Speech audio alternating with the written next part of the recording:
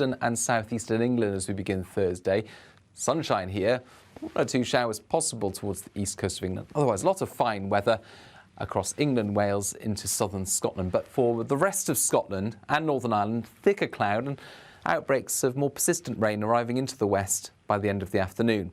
Feeling cool where this occurs, but across the southern half of England and Wales, actually plenty of sunny spells and highs of 19 to 21 Celsius. Then into Thursday night, we keep the clear spells in the far south, but a lot of cloud elsewhere. And the weak weather front across western Scotland and Northern Ireland drifts into the rest of Scotland before reaching northern England and North Wales by the end of the night as a weakening feature. 1 or 2 showers breaking out elsewhere across England and Wales ahead of that, but otherwise a lot of fine weather as we begin Friday. A milder start for England and Wales, but a cooler start for Scotland and Northern Ireland. But Scotland and Northern Ireland sees more sunshine on Friday compared with Thursday. Plenty of fine weather here before thicker cloud arrives into the far northwest later. Across England and Wales, the front, as it moves south, becomes a showery feature, and there'll be some heavy downpours in places on Friday afternoon. Hit and miss, thunderstorms perhaps as well, before more settled weather returns on Saturday.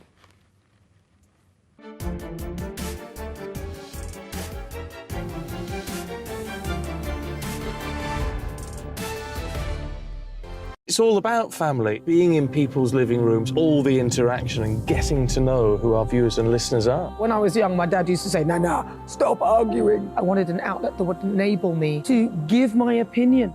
People are going through a really hard time right now, and I know that you don't feel like you're being listened to by the establishment. I came to GB News because it's the People's Channel, and I want the audience to have their say on the events of the day. We're dynamic. We do something different. Democracy shows that the wisdom of the nation is in its people. I get to travel to find out what the story is from a personal perspective. The British people aren't fools. We know when we're not being told the full story. We've got to work out how Britain moves forward from this. It's the best country in the world. The establishment had their chance. Now we're here to represent your views. Britain's watching. Britain's watching. Britain's watching. We're proud to be GB News. The People's Channel. Britain's news channel. So Jubes and Co, we tackle the issues of the day with real robust debate, both sides of the fence, battling it out with me in the middle with my forthright opinions and views. And often really interesting things happen because you start with a position and then by the end of the debate you find actually, well, I might not have thought about that one. What we need in this country is 2 new political parties. You should maybe think about doing a 2024 calendar. I'm Michelle Dewberry and I'm keeping you company right through until 7 o'clock this evening. GB News, the People's Channel, Britain's watching. Join us every night on GB News at 11 p.m. for Headliners, which is 3 top comedians going through the next day's news stories, which is exactly what you need, because when the establishment has gone crazy, you need some craziness to make sense of it. So join us 11 p.m. every night on GB News, the People's Channel, Britain's news channel. Join me, Camilla Tominey, on Sunday mornings from 9:30, taking the politicians to task and breaking out of SW1 to see how their decisions are affecting you across the UK. Bursting the Westminster bubble every Sunday morning, only on GB News, the People's Channel. Britain's watching. I'm Andrew Doyle. Join me at 7 o'clock every Sunday night for Free Speech Nation, the show where I tackle the week's biggest stories in politics and current affairs with the help of my 2 comedian panellists and a variety of special guests. Free Speech Nation, Sunday nights from 7 on GB News, the People's Channel, Britain's news channel. I'm Mark White. As GB News Home and Security Editor, I cover those key issues that are so important to you. Our authorities, our communities doing all they can to combat violent crime. With the public services under unbearable strain, why are we still failing to control our borders? Defence, the first priority of any government, has been continually hollowed out. Can we trust our politicians to protect the armed forces? Join me, Mark White, on GB News.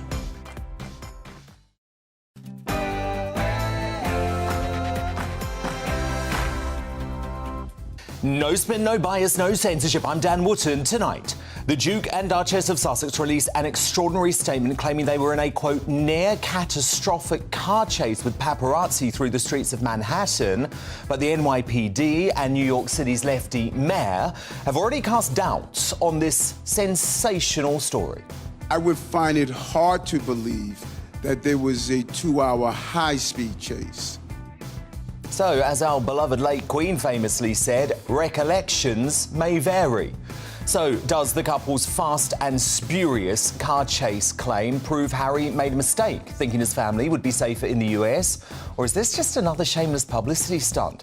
Angela Levin delivers her unmissable verdict soon. And you don't want to miss this. He's standing by live, Princess Diana's former butler and rock Paul Burrell, who's furious with the couple over their sensationally unravelling car chase claim. He's going to join me in just a couple of minutes' time.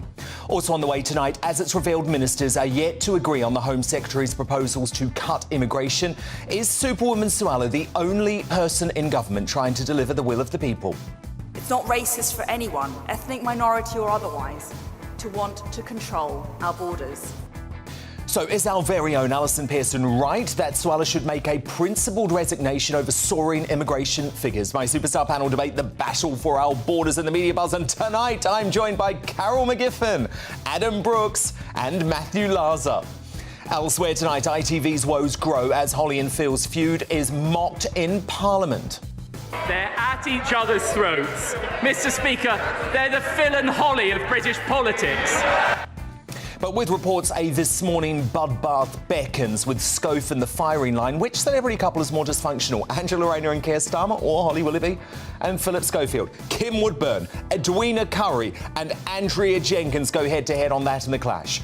Also coming up, the sacked Starbucks employee in this shocking video has spoken out for the first time, claiming that they are the victim. But I have some bombshell new info that suggests otherwise. I'll reveal all and slam the bankrupt cultural Marxists at Vice for smearing two innocent Brits without evidence in my digest next. Has hard-left Twitter activist Jack Monroe scammed her followers by requesting funds to bring legal action against Lee Anderson that never materialised? Well, he says he's still waiting to hear from Monroe's lawyer. He's going to join me live in the studio with some questions for her shortly. Plus, best-selling author and former RAF pilot Frederick Forsyth weighs in on attempts to rewrite the works of authors like Roald Dahl and the fight for freedom of speech in the West. As ever, we're going to have tomorrow's newspaper front pages hot off the press. New Greatest Britain and Union jackass will be named too. This is Dan Wootton tonight. Let's go.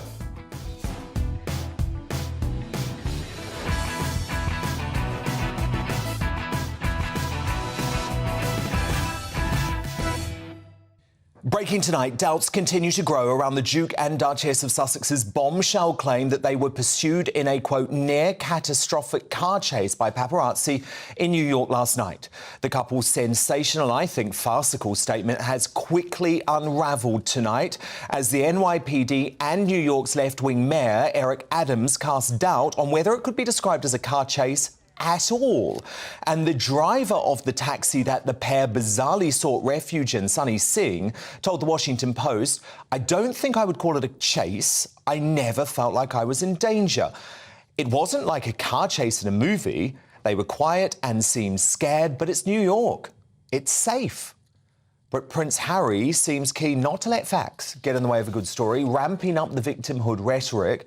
The Duke has told friends, this is in the Times newspaper, "It was the closest I have ever felt to understanding what happened on the night his mother Diana died." Well, to react, I'm joined now live by Princess Diana's former butler, her rock, Paul Burrell. Paul, what do you make of Harry comparing this car chase, which the taxi driver says isn't a car chase, to the night his mother died? Dan, here we go again. I personally think it's wrong, it's offensive to make any comparison with a car chase in Manhattan to one in Paris. They were totally different circumstances. Diana was actually avoiding the press the night she died. Meghan and Harry were courting the press on the night that they had their car chase in Manhattan. And, you know, I don't want any harm to come to Meghan and Harry, and I'm a great supporter of our working members of the royal family. But I find it very hard to believe all the facts are being issued from Harry's spokesperson. This near catastrophic car chase, the relentless pursuit for 2 hours. I think it's total exaggeration. Even the mayor of New York, as you've just seen, has disputed those facts. It sounds to me like a farce and an opportunity to exaggerate the truth again and to elevate brand Sussex again after the coronation, after Princess Anne so eloquently obliterated Harry's face for half the coronation with her plume. I think this is complete fabrication. It's a complete story that they are willing to spin, a PR exercise to say, hey, look at us, we're vulnerable, we are in danger, and when we come to England, we need security. I think that's what it's all about. Paul Burrell, none of this stacks up, does it? Because if you feel like you were genuinely at threat in New York, the last thing you're going to do is jump into a yellow cab, because let me tell you, those drivers are out of control. They might get you somewhere quickly, but they're out of control. They're not very safe cabs to be in. Yeah. And the other like thing you, Dan, we know New York. We know that you can't drive a block without being stopped. And if you're in a car chase or you're being pursued, you go to a safe house. You go to an underground car park. You go into a hotel. You go to somewhere where you're safe. No, this couple decided to leave by the back door and exaggerate their affair by telling the paparazzi, we're going through the back door, not the front door, which we came in. If they'd left by the front door and given the press their photographs, which they wanted, all would be well. But no, this becomes an exaggerated, confluted sort of engagement, which becomes exciting for brand Sussex. The other thing is, Paul, we have to point out this would never have happened in the UK. There are deals between the media and members of the royal family to offer the sort of protection that you simply don't get in America. So this is why lots of people warned Harry and Meghan before they went to the US. You actually don't know what you're letting yourself in for, guys. Absolutely. They left the security of the royal family and royalty protection. They left all that behind for what? For what? Nothing. They have to now hire their own security firm to keep them safe. The Metropolitan Police Force are not there to protect Harry and Meghan when they come to England. They're there to protect the public. The taxpayer pays for the Metropolitan Police Force. So if they come to this country again, which I very much doubt, they will have to find their own security. They will. They will indeed. But Paul, you say this is a complete fabrication as far as you're concerned. Yes. I think it's a PR exercise to elevate Harry and Meghan back into a prominent position after this wonderful coronation which we've had in this country, which showcases the working members of the royal family, not Harry and Meghan. And just finally, Paul, is Harry wrong to allow sources close to him to brief to the Times newspaper tonight that the incident in New York reminded him of how it must have felt for his mother, Diana, your close friend, on the night she died? It is so wrong. It's upsetting. It's wrong for Harry to do this. He knows it's wrong. He must know it's wrong. It's not only upsetting to me, and it's upsetting to millions of people watching this show. It's people around the world. His brother and his father. Why is he doing this? Stop it, Harry, because it's not right. Strong message tonight from Paul Burrell, Diana's Rock. Thank you so much, Paul. We'll speak next week. Angela Levin and Nana Acquia, both coming up on this developing story later in the show. But now, the news headlines with Polly Middlehurst.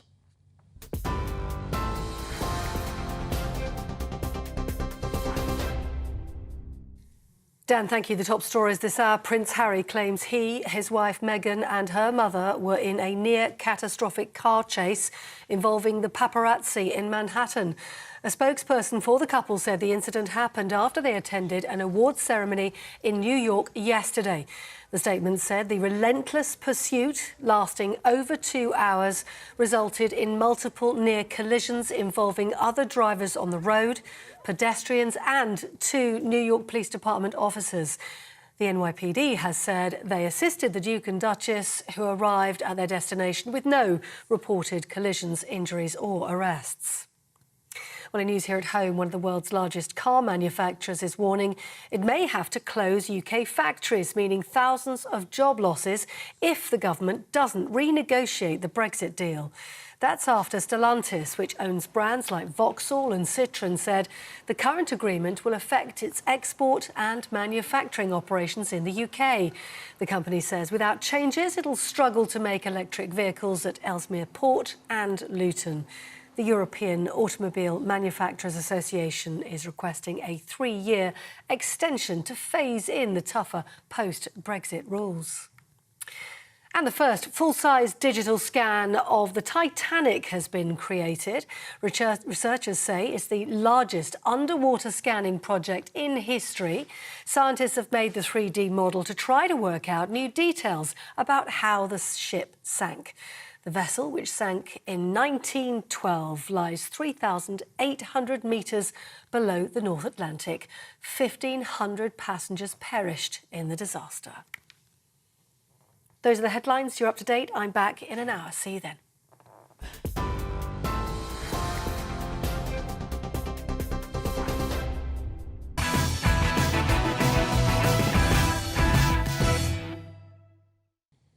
Tonight, an extraordinary twist in the case of the Starbucks manager fired for physically and verbally assaulting 2 customers at a Southampton branch. You'll remember Luna Spain was sacked by the coffee company after an incident went viral where the 28-year-old trans woman confronted 2 customers after claiming they had accidentally misgendered another trans worker after complaining about being unable to pay by cash. The shocking video of the incident went viral around the world as yet another example of violence coming to the extreme gender movement. So this is a reminder of what went down. You didn't stop being transphobic. You're rude. Absolutely not. Don't ever call me transphobic. Ever. You do not know me. You're being transphobic, Karen. Now get out. Call me transphobic. You are transphobic. Now get out. I want a refund. You're not having one. Do the police. Hi, get out. Absolutely. You are trespassing now. They've got cameras. You are trespassing. Get out. Get out. You are trespassing. Apparently, we said something transphobic. You actually, Now, that's an obvious assault, in my opinion, which the police say they are now investigating.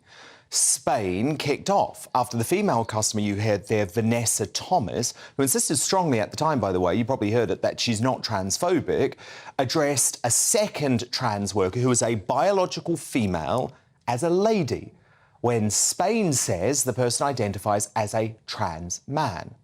Now, the Mail Online reported Spain as a hard-left trans activist whose neighbours are terrified of offending by mistakenly saying the wrong thing. It was Vanessa's partner, Mark Andrews, who was doing the filming of that incident. They both appeared on this show earlier in the week to explain exactly what happened. With cash, and they obviously said that they don't take cash anymore, and we just exchanged that. Not a good society that doesn't take cash anymore. Of course. But we paid with a card. She stepped in and said, have you got a mobile phone? And I said, yes. And she said, well, they know where you are then, quite aggressively already. And I said, but they don't know what I spend. I just proceeded to get my coffee and she just kept on... I wasn't even sure what she was talking about, but she just kept on at me.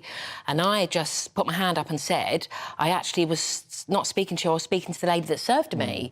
And then she just erupted. She came out and just, went to grab the camera off me and then just embraced me and pushed me against the wall. Luna then went back into the store and physically picked Vanessa up and carried her out to the front door and launched her out through the front door of the shop and then slammed the door and broke the door. But now Spain has gone to the hard left and, incidentally, now bankrupt news outlet Vice to claim they are the victim. Spain has also made a counter-complaint to Hampshire police about a hate crime, demanding an apology from Starbucks, and is also threatening legal action against Vanessa and Mark. So this is what Spain told Vice. I'm the victim of a transphobic hate crime, but I'm being treated like a criminal.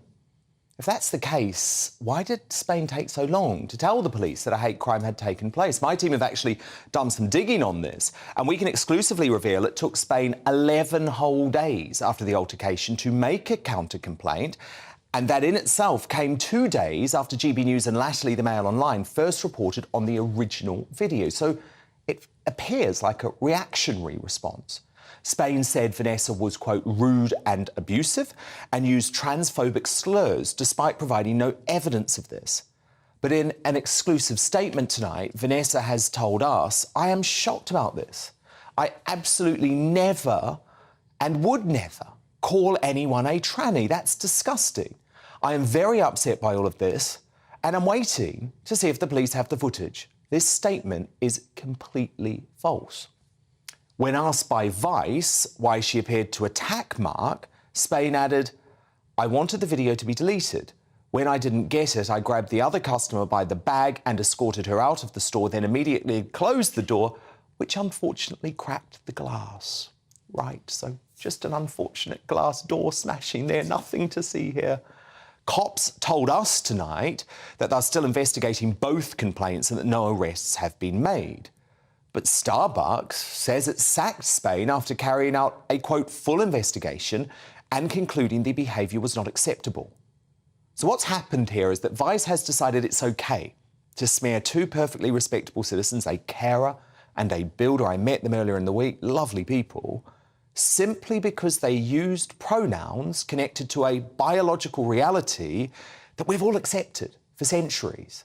To me, this is more evidence of the dark, antisocial, anti-science path that gender extremists are leading us down. But to respond now, my superstar panel, columnist and media personality, Carol McGiffin, the businessman and activist Adam Brooks, and the former Labour Party advisor Matthew Laza. And McGiff, this story is very important to me, not simply because of the attack that took place in a Southampton cafe, but the fact that the left-wing media believe it's actually an offence to use pronouns connected to someone's biological sex. Yeah, of course. According to them, it is. I mean, it's dangerous, isn't it? I mean, I'm sitting here now thinking, I don't know where to start. You know, what do you say? You know, I want to talk about the Spain. I'll just call her Ms. Spain. But that's probably wrong as well. You know, I'm with you on the fact that she or he... Oh, sorry, you see, it's so easy to get it confused. The attack on the guy who was filming it was so violent and so aggressive. It was kind of... it was uncomfortable to watch, more than uncomfortable, actually. And the attack that she was making on... He was making... Oh, God, it's just too difficult. I'll clear it up for you. I can't do it. But the attack that was made on the customer as well by saying, you're transphobic, you're Karen, and she was clapping in her face like that, was aggressive as well. And now to come out that much later and say that they were the victim of a transphobic hate crime is... I mean, it's just rich, isn't it? And it is causing this terrible sort of fear, this culture of fear for people like me, even you. I'm not scared to say what I think. No. You're not. I know you're not, but I'm not scared. It's just that, you know... we don't want to be perceived wrong. We're getting into a place where you do have to be careful what you say because you get this pile on by the left-wing media and the activists. I mean, the thing is, Adam, I spoke to Vanessa a lot about this, and Vanessa is a really tolerant woman. She said, Dan, I've got lots of gay friends. I totally support that community. But I looked at this person behind the counter who looked to me like a lesbian woman, and so I called her a lady.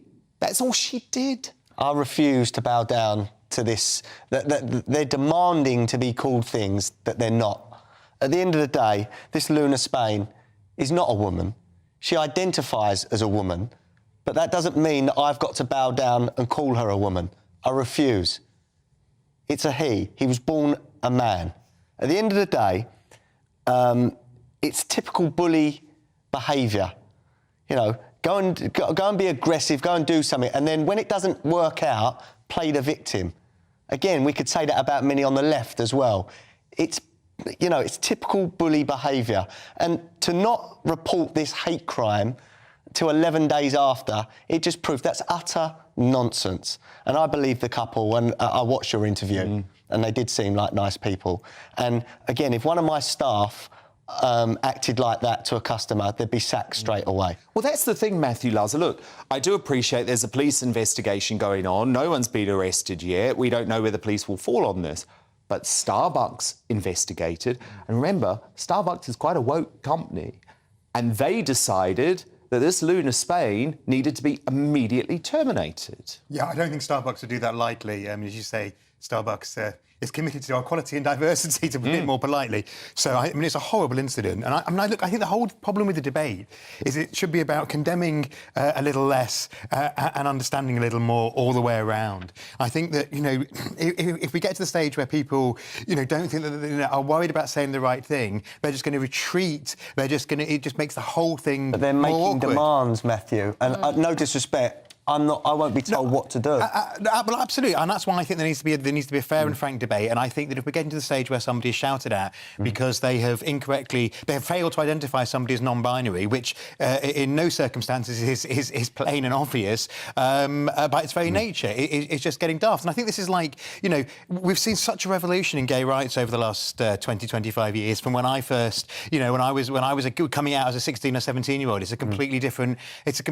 world. And people would be uncomfortable, would worry about what to say then. Now everybody accepts lesbian and gay rights as a normal part of society. So I think that, we need a debate where it isn't about doing the wrong thing, it's about understanding let's people. not also conflate gay rights and lesbian rights to this trans movement and agenda at the moment, because this is very sinister, what's going on at the moment in certain aspects. And these demands that people have got to call them certain things and they have to be addressed a certain way is wrong. I agree. I don't think it should be policed. Vanessa, the customer, has actually said that she's very stressed by all this. And it's kind of, this is how easily it can happen. Indeed. You can just make the accusation and then, she is the one that's suffering now. And I think I just also do have to say, gay folk never asked people to change biological reality, to change the English language. We just asked to be accepted for who we And I would just like gay people and people that want to be different to be happy. Exactly. Do not demand other people to do things. Adam Brooks, Matthew Larzer, Carol McGill for my superstar panel, and with me all night. But coming up, after hard left Twitter activist Jack Monroe fails to bring legal action against Lee Anderson despite requesting money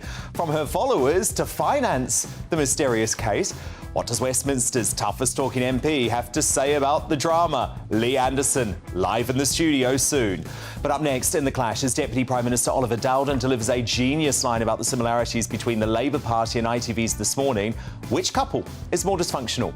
Angela Rayner and Keir Starmer, or Holly Willoughby and Philip Schofield? Kim Woodburn, Edwina Curry and Andrea Jenkins battle this out next. But what do you think? Dan at gbnews.uk. Vote in our poll. I'm fascinated by these results at GB News on Twitter. I'll bring them to you straight after this.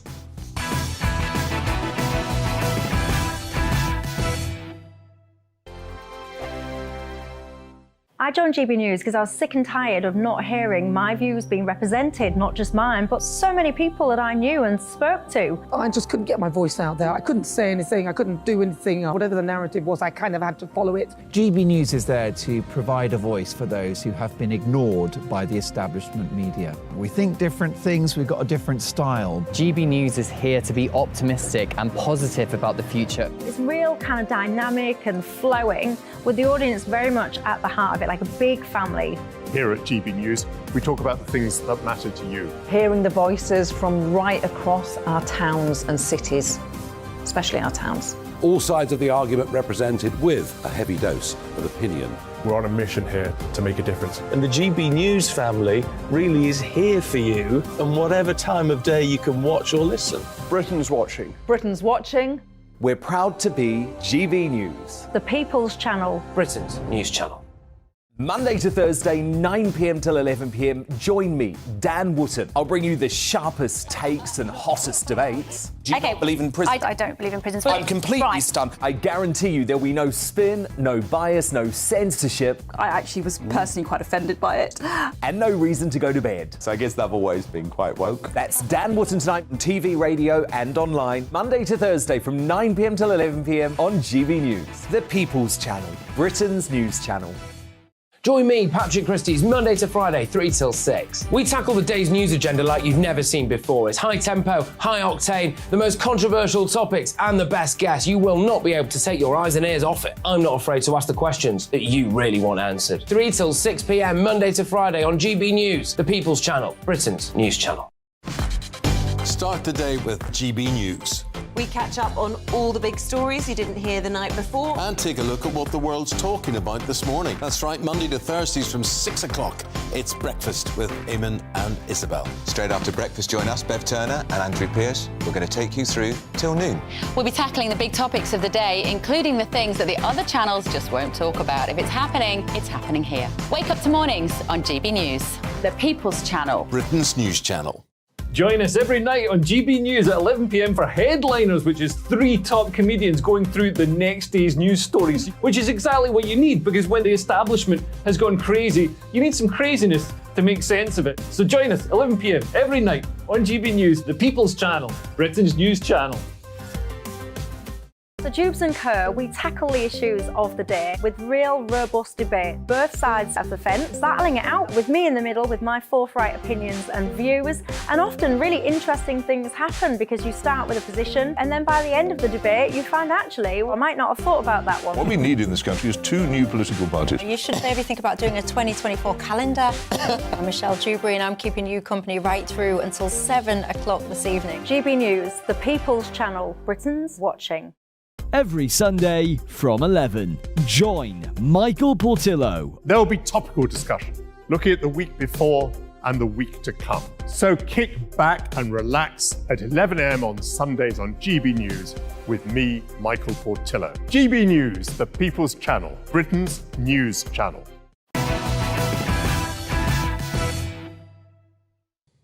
Angela Levin on this Harry car chase drama shortly, but first the clash. Another day, another bombshell revelation that ITV now plans a summer shake-up of This Morning, with scandal hit Philip Schofield in the firing line to be axed while Holly Willoughby keeps her job.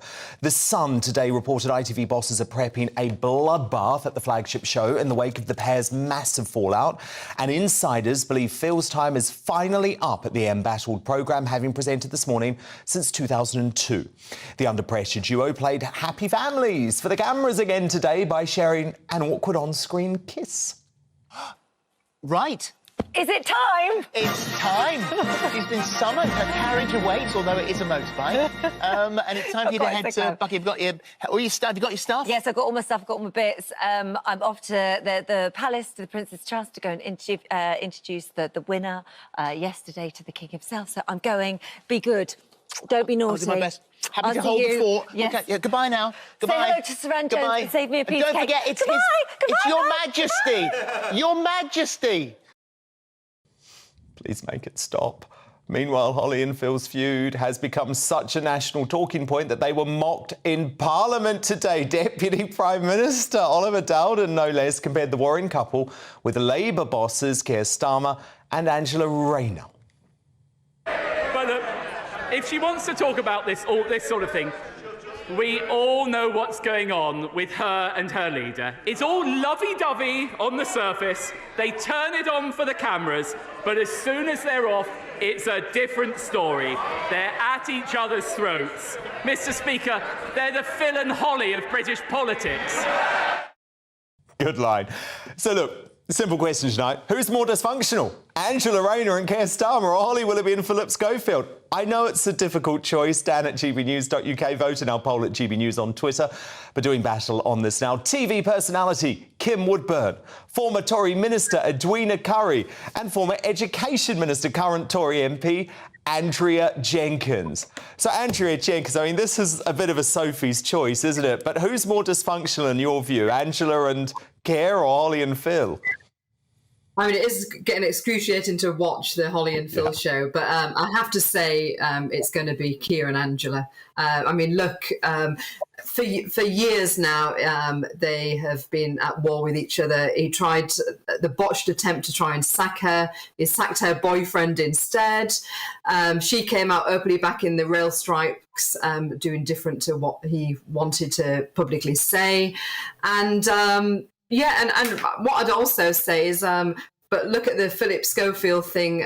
He managed to report his brother, who was a pedo, but according to Emily Thornberry, Starmer, he was head of the CPS at the time, and he let down pedo Jimmy Savile's victims. So there's some connection there as well. Yeah. Very good point. Very good point, Edwina Curry. Who do you think's more dysfunctional, Edwina? Because they both seem like quite dysfunctional pairings to me. Well, for me, fairly obviously, it's Sir Keir Starmer and Angela Rayner. I mean, he is a steely North Londoner, very wealthy man, multimillionaire, which never gets referred to, and she's a gobby Northerner. And you could even say that, you know, they are so unalike. They're like chalk and cheese. She has actually said that they're like two dogs in a room. That's how she described them, you know, and one can imagine them kind of growling and biting and snapping at each other. Maybe sniffing our parts. Well, no, that's not an image I want to share on GB News at all. But it occurred to, he did actually try and sack her 2 years ago when they had poor results in the 2021 local election results. He tried to sack her as from the chair of the party, and she managed to resist that and got herself instead to be promoted. So I imagine that, you know, they really don't get on any better now than they did then. They're very different. And she reminds me of a kind of single-use plastic, the sort of thing that you use but you really wish you didn't. He is like titanium, lightweight and expensive, whereas I think Rishi Sunak's more like steel, you know, good looking and shiny and stylish and in wide use everywhere, and everybody relies on it. Kim Woodburn, the slight difference is, though, Keir and Angela are battling on. They sort of know they hate each other, but they're battling on as a duo. Whereas Holly Willoughby, she wants shot of Philip Schofield. She wants nothing to do with him. Well, she's a two-faced bitch, isn't she? Oh, you see, Kim. I'm sorry, I'm not. Look, I'll say it again. I'm sorry to repeat myself. Holly Willoughby is not all sweetness and light, my love. For years she said, oh, I'll stick by Phil. I love Phil. We love each other. Mwah, mwah, mwah. The moment she knows that bullets are being fired at Phil, she's now saying, oh, I'll work without him. I'll run the show without him. What a two-faced bitch. And I'll say what I said the other evening. She's aided and abetted Philip for years. She sat there and watched Philip insult people. He was very unkind to me. All right, I'm a tough nut, but it hurt.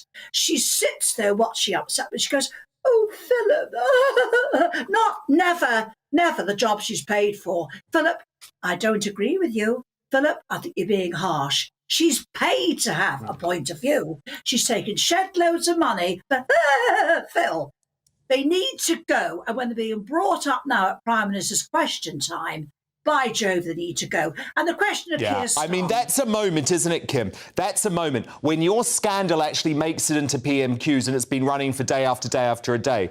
Can I just say, though, Kim, in defence of Holly Willoughby, because I worked with them both at ITV Daytime for 2 years, she was always a complete delight when I was dealing with her. It was Phil who was the nasty one. And the problem is, Kim, sometimes when you're dealing with a very nasty colleague, you actually have to pick up the pieces. And Holly has finally decided she doesn't want to do that anymore.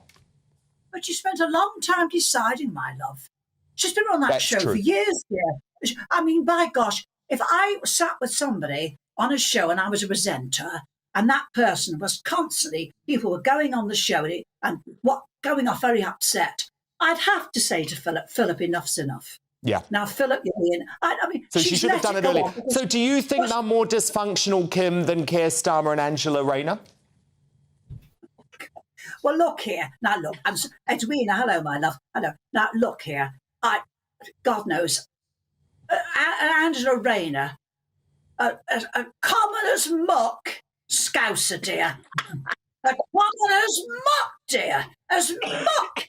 She called, she had got it here, I never forgot it. She called at the conference, the Brighton conference, she called all senior Conservatives, this will curl your hair. She called them homophobic, racist, misogynistic, scum. Well, she'd know all about that at the Brighton conference. Now, look here. How the hell is she still the deputy leader? Good point. Why They should have got rid.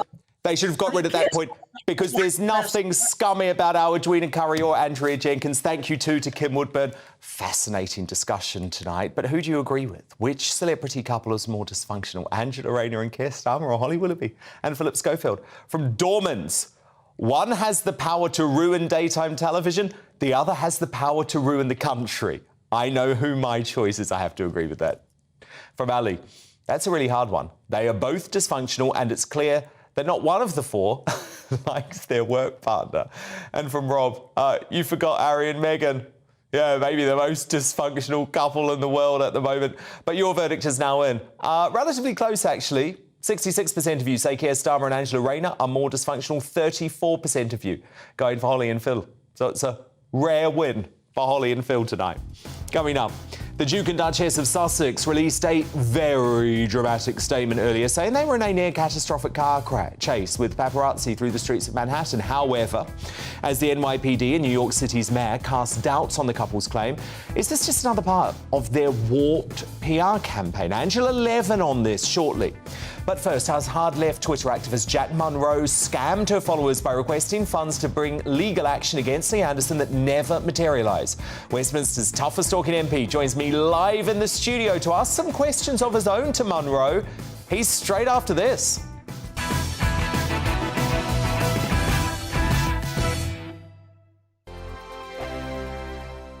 Monday to Thursday nights on GB News. At 6, it's Dubes & Co. 7 o'clock, Farage. At 8, join Jacob Rees-Mogg. And at 9, Dan Wootton Tonight, followed by Headliners. On TV, radio and online. This is GB News. It's all about family, being in people's living rooms, all the interaction and getting to know who our viewers and listeners are. When I was young, my dad used to say, Nana, stop arguing. I wanted an outlet that would enable me to give my opinion. People are going through a really hard time right now, and I know that you don't feel like you're being listened to by the establishment. I came to GB News because it's the People's Channel, and I want the audience to have their say on the events of the day. We're dynamic. We do something different. Democracy shows that the wisdom of the nation is in its people. I get to travel to find out what the story is from a personal perspective. The British people aren't fools. We know when we're not being told the full story. We've got to work out how Britain moves forward from this. It's the best country in the world. The establishment had their chance. Now we're here to represent your views. Britain's watching. Britain's watching. Britain's watching. We're proud to be GB News. The People's Channel. Britain's news channel. Westminster is going around in ever-decreasing circles, followed by the media. Britain is broken. How on earth did we get into this mess? But more importantly, how do we get out of it? Join me at 7 p.m, Mondays to Thursdays on Farage, here on GB News. We will have open, rational debate. We've got to work out how Britain moves forward from this. Join us here on GB News, the People's Channel. Britain is watching. I'm Jacob Rees-Mogg, the Member of Parliament for North East Somerset and a former government minister. For years, I've walked the corridors of power in both Westminster and the City of London. We need to have the arguments, the discussions on how we make it better. Crop failures, famine, war, suffering on a scale completely unimaginable. We are putting the cart before the horse. As Charles I said at the scaffold, he was the true defender of liberty. Yeah, I've completely derailed the conversation. Join me Monday to Thursday at 8 p.m. on GB News, Britain's news channel. GB News has its own late-night paper preview show, Headliners, where comedians take you through the next day's top news stories. You don't have to bother reading the newspaper, we've got it covered for you. Headliners, every night at 11 p.m. and repeated every morning at 5 a.m. We won't send you to sleep like some of the other paper review shows out there. GB News, the People's Channel, Britain's news channel.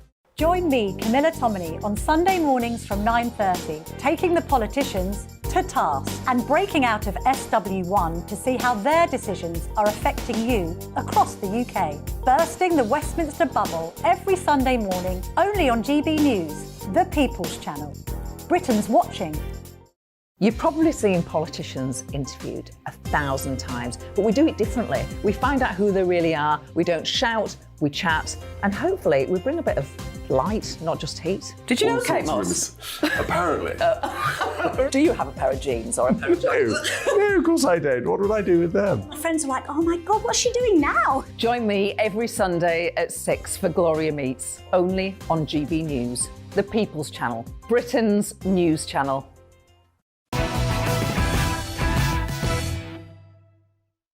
Time now for Westminster's toughest talking MP, Deputy Chair of the Conservative Party, Lee Anderson. And in the latest failed bid by the left to bring down our red wall Rottweiler, woke celebrity chef Jack Monroe's libel case against him expired this week after failing to file legal documents in time. Now, major questions are now circulating about where donation money she received to fund the case has gone. Monroe set her lawyers on Lee after he slammed her for, quote, taking money off some of the most vulnerable in society when she crowdfunded a separate libel case against another adversary. She claimed all the cash raised to fight Lee in the courts would go to charity if it ended up being a pro bono case. More than a year later, though, it's all gone silent. So, Lee Anderson, great to have you here. Jack Monroe surely has some serious questions to answer because you say you've heard nothing about this legal case and the statute of limitations now expired, right? It's all gone very quiet, Dan. Like you say, I think it was Monday that the year time limit passed. I've heard nothing from Jack Monroe or her solicitors. I know at the time when she threatened legal action, there was some fundraising going off through a PayPal account, I believe it was. And, you know, people asking questions now, people asking serious questions, my constituents, people in the general public are saying, where has this money gone? And I think that's a reasonable question to ask. Yeah, her agent and lawyer not saying anything to us today.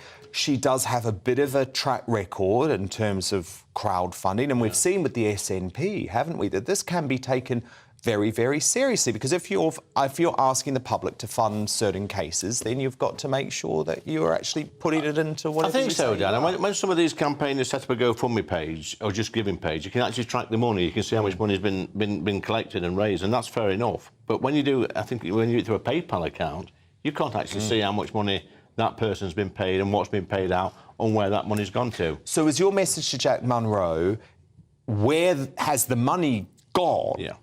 That's what we need to know, my message is, Jack, you know, where's the money gone? It's as simple as that. You know, if you raise some money, how much and which good cause have you given it to? And actually maybe show us the proof that it's gone to the charity. Because if it's gone to a good charity, I want to share that and say, well done, Jack. Yeah, OK. Well, let's see it. Let's see it, Jack Monroe, and hopefully we'll have some updates by next week. Now, Lee Furious Motorers pushed to breaking point once more on a London road this week, but I love the fight back. Have a look at this, Lee.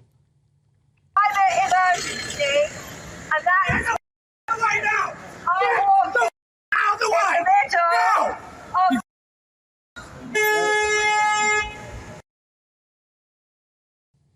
I mean, Lee, people are really angry. I feel exactly like how that guy feels. But you're big on this with the cops, aren't you? Because you're at another committee today. Yes, I am. I mean, just look at the state of them, Dan. I mean, it makes me angry. We had the police again in front of the Home Affairs Select Committee today. You know, this follows on from... Interrupted by Justice Boyle. Well, they was there Saturday back, and I was talking to colleagues, and we were just looking at them and thinking, they're protesters. We could tell just by looking at them. You know the type. You know, I spoke to Rowley, the police commissioner, a few weeks back. He gave me a little bit of a grilling. He started to act the day after. But today we had the assistant commissioner in there today, and these yobs, these protesters were in there. They took their jumpers off, they started spouting some nonsense. And I actually said to the assistant commissioner, and you might hear it on the clip, I said to him, are you going to do your job? Kick them out. But within seconds, to be fair, we got the security in, we got the cops in, and they dragged them out, and quite rightly so. I know, but we've got to be tougher, don't we? Now, look, Lee, new blunder from the British bashing corporations. I couldn't believe this. The Breakfast presenter Sally Nugent left viewers fuming. I've had lots of emails on this after referring to the Dam Busters raid as infamous. Watch. 80 years after 19 Lancaster bombers took part in the infamous Dam Buster raids, tonight a special anniversary flypast will take place over Lincolnshire to mark the occasion. We will have all of the details. That's coming up at 10 to 8 this morning. Infamously infamous. That's not a coincidence, no. Is it? I would imagine, Dan, that when Sally's reading the news like that, she's reading off autocue, and that's been printed by a researcher, whoever, and they purposely put that word in on the autocue. She's read that. She knows what it means. It's an awful word. You know, these men were heroes to me. heroes to the whole of the country. They risk their lives on a daily basis to fly these aeroplanes. And the BBC, you're quite right, bashing Britain again. They're almost taking the mickey out of our great war heroes. That's an awful word to call the dam busters. Yeah, let me just say to the BBC, it's your ex-employee, Jimmy Savile. That's infamous. Yeah. He's infamous. And Rolf Harris. And Rolf Harris. And Terry Hall. And Terry Let's Hall. make a full list, Dan. Let's go through the lot. Yeah, we'd be here quite a while. There's a telephone book, isn't there? The dam buster raiders, not infamous, famous, celebrated. And now, look, Lee, finally, you have a big talking point today because you're at this NatCon conference. I was. And you actually made a really personal speech. Have a look. And Maggie came along and she said to me and my family that you are good people, you are law-abiding citizens, you do the right thing, you work hard, you want the very best for your children. And she offered a family, and thousands of families across the country, hope. She allowed this family to have something that they never dreamed they could have, which was their own property, own house, and money, basically capital. And it wasn't a handout, it was the prospect of a Labour government terrifies me. I'm going to fight tooth and nail as in my role to make sure that we re-elect a Conservative government. So, Lee, I thought that was a brilliant speech. Why has this conference had so much flack? I mean, the lefties have been attacking it. Because they fear us, Dan. You know, when they get a group of my colleagues, MPs, from the Conservative Party, get a good platform like that. It's been a really good conference, by the way. When they get us all together, especially people like me, who the left fear, they actually fear the lot of us collectively, because they know that we speak the language of the silent majority in this country, the true Conservatives. Like I said in my speech earlier today, most people in this country do have Conservative values, and they're terrified that we're actually stirring something up within society and reminding people that, yes, we do love our country, we do love our history, we do love our culture, and we're more likely to be a Conservative of all those values. Indeed. Well, look, it was a very good speech. Yeah, thank you. Lee Anderson, we will speak next week. Thank you so much. But coming up, as it's revealed, ministers are yet to agree on the Home Secretary's proposals to cut immigration. Is Superwoman Suella the only person in government trying to deliver the will of the people? And should she make a principled resignation over soaring immigration figures, as Alison Pearson has suggested today? My superstar panel debate that shortly. But first, what does Angela Levin make of Harry and Meghan's claim that they were in a near-catastrophic car chase with paparazzi through New York City? She delivers her verdict on what's becoming a farcical story, really, totally unravelling tonight. Live in the studio straight after this.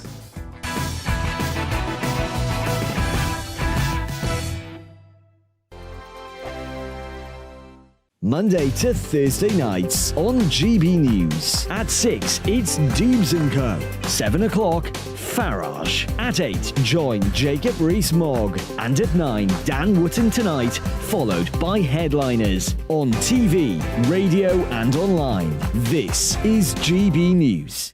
First and foremost, I am a GB News fan, and I was before I was working here. Just love the fact that we're asking the questions that a lot of establishment media won't ask. With a bit of a twist, we not only want to inform you, but we want to keep you entertained. It's worth the drive because you get in and the team's all ready and waiting, they're itching to go, and it's a proper little family. GB News is the People's Channel. It's the audience that makes the programme sing. We're giving our viewers and our listeners a voice. I see the thousands of your letters, tweets, emails, you name it, coming in. Britain is broken. How on earth did we get into this mess? But more importantly, how do we get out of it? The establishment had their chance. Now we're here to represent you. It's time for something different. It's time for GB News. I'm very patriotic. I believe in Britain. Our best days lie ahead. Britain's watching. Britain's watching. Join us here on GB News. The People's Channel. Britain's news channel. Join me, Patrick Christie's, Monday to Friday, 3 till 6. We tackle the day's news agenda like you've never seen before. It's high tempo, high octane, the most controversial topics and the best guests. You will not be able to take your eyes and ears off it. I'm not afraid to ask the questions that you really want answered. 3 till 6 p.m, Monday to Friday on GB News, the People's Channel, Britain's news channel. GB News has its own late-night paper preview show, Headliners, where comedians take you through the next day's top news stories. You don't have to bother reading the newspaper, we've got it covered for you. Headliners, every night at 11 p.m, and repeated every morning at 5 a.m. We won't send you to sleep like some of the other paper review shows out there. GB News, the People's Channel, Britain's news channel. Start the day with GB News. We catch up on all the big stories you didn't hear the night before. And take a look at what the world's talking about this morning. That's right, Monday to Thursdays from 6 o'clock. It's Breakfast with Eamon and Isabel. Straight after breakfast, join us, Bev Turner and Andrew Pearce. We're going to take you through till noon. We'll be tackling the big topics of the day, including the things that the other channels just won't talk about. If it's happening here. Wake up to mornings on GB News, the People's Channel. Britain's news channel. I'm Jacob Rees-Mogg, the Member of Parliament for North East Somerset and a former government minister. For years, I've walked the corridors of power in both Westminster and the City of London. We need to have the arguments, the discussions on how we make it better. Crop failures, famine, war, suffering on a scale completely unimaginable. We are putting the cart before the horse. As Charles I said at the scaffold, he was the true defender of liberty. Yeah, I've completely derailed the conversation. Join me Monday to Thursday at 8 p.m. on GB News, Britain's news channel. Breaking tonight, the New York's Police Department and Mayor have cast doubt on the Duke and Duchess of Sussex's claims that they were involved in a, quote, near-catastrophic car chase involving paparazzi. Now, last night, Meghan, alongside Harry and her mother Gloria, attended a gala in New York to receive an award, I can't believe this, by the way, for lifelong advocacy for women and girls. But in a statement released this afternoon, a spokesperson for the couple said that upon leaving, they were chased by a, quote, ring of highly aggressive paparazzi. This relentless pursuit lasting over 2 hours resulted in multiple near collisions involving other drivers on the road, pedestrians and 2 NYPD officers. However, in a sensational intervention, New York's lefty mayor, Eric Adams, said chasing vehicles is reckless and irresponsible, yes, but questioned the time frame provided by the Sussexes. I would find it hard to believe that there was a 2-hour high-speed chase. That would be, I find it hard to believe, but we will find out the exact duration of it. And soon after that, the NYPD released a statement saying they assisted the private security team protecting the Duke and Duchess of Sussex. There were numerous photographers that made their transport challenging. The Duke and Duchess of Sussex arrived at their destination and there were no reported collisions, summonses, injuries or arrests in regard. Note that they used the word challenging, not near catastrophic.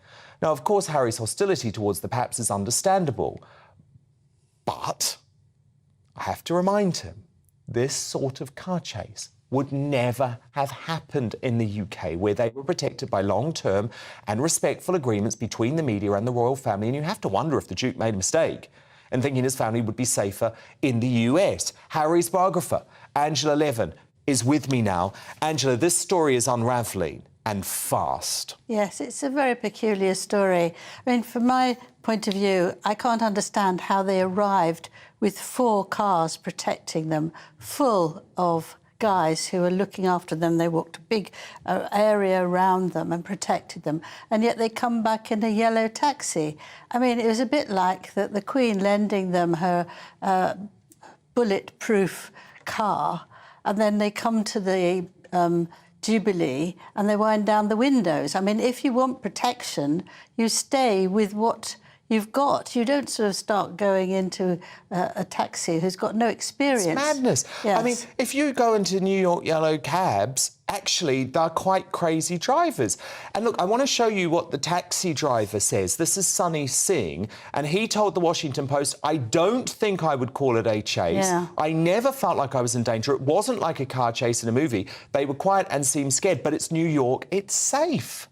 So, Angela, that's the driver saying that. Yes, I mean, it's a nonsense. But also, people say there's so much traffic there that they could never drive around for 2 hours. But when you look at the details that have come out, and they say, why 2 hours? They say they were going to stay with a friend nearby, but they didn't want the paparazzi to know that. So they drove around and round for over an hour. Now, she had her mother there, who was in her late 60s, and she'd fallen asleep in the back seat. And the two of them there. What a stupid thing to do. Why would you do that? To play cat and mouse in the middle of a busy city? It's I madness. mean, it makes no sense whatsoever. Go somewhere and seek protection if you feel like you're genuinely at risk.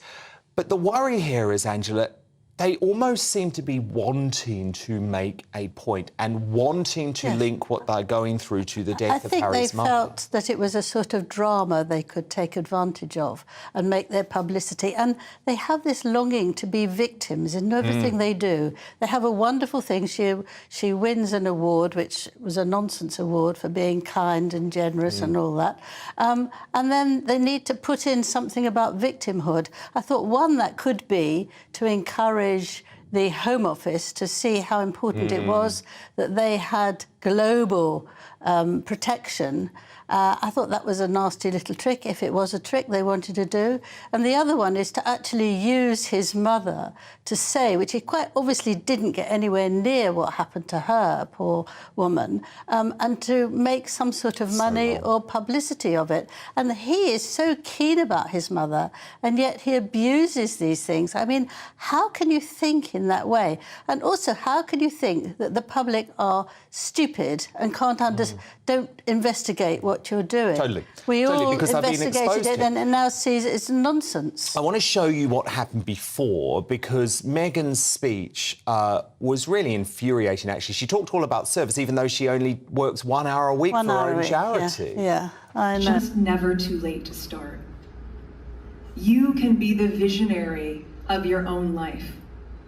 You can charter a path in which what you repeat in your daily acts of service, in kindness, in advocacy, in grace, and in fairness, that those become the very things that are recognized by the next wave of women, both young and old. But listen to what a member of the public said to Meghan on the way into that event. Meghan, how do you feel about being part of two broken families? And it feels like, doesn't it, that's the reality, Angela. She tries to present something on stage, but actually she's broken up two families. She has broken up two families. She's very, very good at destroying things. I mean, that's in her nature. I mean, it's a terrible quality to have. It's not a quality at all. But she uses this to give her fame and fortune. And it's just it's wrong. Making. And poor Harry has crumbled into nothing as a result of it. And tonight, it's unravelled. It's unravelled. Angela Levin, Prince Harry's biographer, thank you so much. Thank you.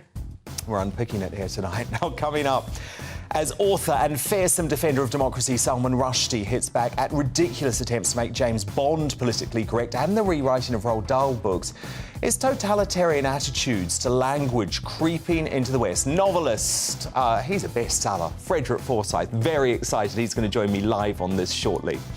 But next, as it's revealed ministers are yet to agree on the Home Secretary's proposals to cut immigration, is Superwoman Suala the only person in government trying to deliver the will of the people, and should she make a principled resignation over soaring immigration figures?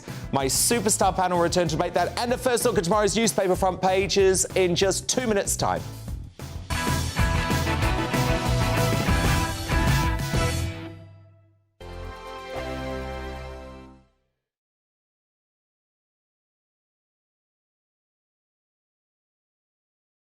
Monday to Thursday nights on GB News. At 6, it's Dubes & Co.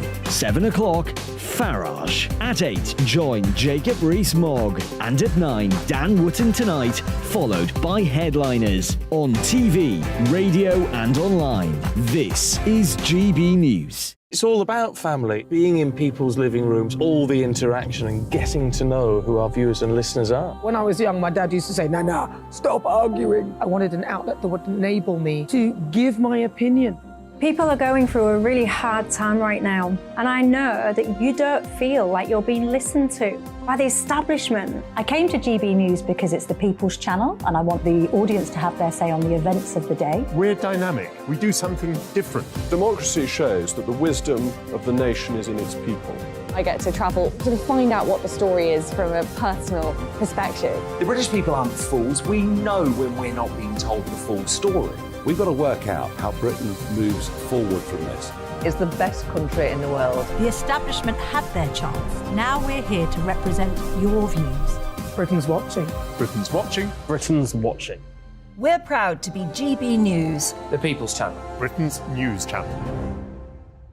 Join me, Patrick Christie's, Monday to Friday, 3 till 6. We tackle the day's news agenda like you've never seen before. It's high tempo, high octane, the most controversial topics and the best guests. You will not be able to take your eyes and ears off it. I'm not afraid to ask the questions that you really want answered. 3 till 6 p.m, Monday to Friday on GB News, the People's Channel, Britain's news channel. I'm Andrew Doyle. Join me at 7 o'clock every Sunday night for Free Speech Nation, the show where I tackle the week's biggest stories in politics and current affairs with the help of my 2 comedian panellists and a variety of special guests. Free Speech Nation, Sunday nights from 7 on GB News, the People's Channel, Britain's news channel.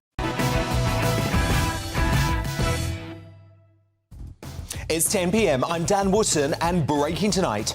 After Harry and Meghan say they were involved in a, quote, near-catastrophic car chase involving paparazzi last night, which carried on for over 2 hours, the lefty New York mayor, Eric Adams, has cast doubt over their claims. I would find it hard to believe that there was a 2-hour high-speed chase.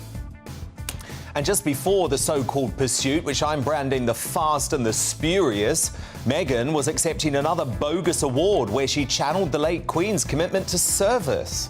Just never too late to start. You can charter a path in which what you repeat in your daily acts of service, in kindness, in advocacy. She only works 1 hour a week for a charity. On a dramatic day for the Sussexes, Nana Acquia offers her unmissable analysis later in Uncancelled.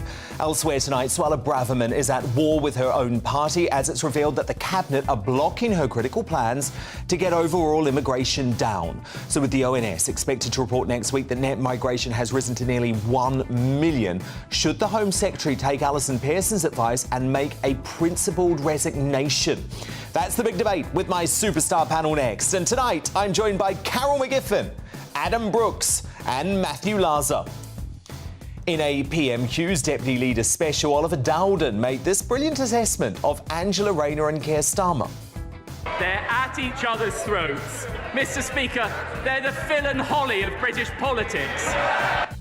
He's not wrong, but as Holly leaves Phil flying solo today due to having an engagement with the King, is the breakup of ITV's golden couple now just a matter of time? We thrashed that one out in the media buzz. Plus, as author and fearsome defender of democracy Salman Rushdie rubbishes efforts to make James Bond politically correct, is freedom of speech in the West under threat more than ever before? Former RAF pilot and best-selling author of more than 70 million books worldwide, Frederick Forsyth, is live in the studio to give his unflinching take. Plus, Humza Useless is squirming once again as it emerges that police were made to wait 2 weeks to raid Nicola Sturgeon's home. And in that time, he just happened to become leader. I don't believe that there would be any particular reason out of the ordinary that it would take that time. But again, it would be a question for the Crown Office. We'll bring you up to date with the very latest on the SNP psychodrama, also a new Greatest Britain and Union Jackass, and the first front pages. Let's see how they're covering this developing Harry and Meghan story in mere moments, right after the news headlines with Polly Middlehurst.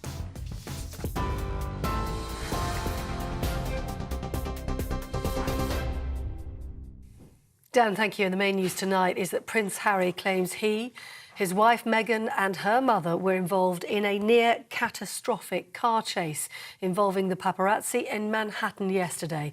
A spokesperson for the couple said the incident happened after they attended an awards ceremony in New York. The statement said the relentless pursuit lasting over 2 hours resulted in multiple near collisions involving other drivers on the road, pedestrians and 2 New York Police Department officers. The NYPD has said they assisted the Duke and Duchess and that they arrived at their destinations with no reported collisions, injuries or arrests. New York City Mayor Eric Adams said public safety comes first and foremost. Press, paparazzis, they want to get the right shot, they want to get the right story. But public safety must always be at the forefront. Of the briefing I received, 2 of our officers could have been injured, and it would be horrific to lose an innocent bystander during a chase like this, and something to have happened to them as well. So I think we have to be extremely responsible. I thought that was a bit reckless and irresponsible.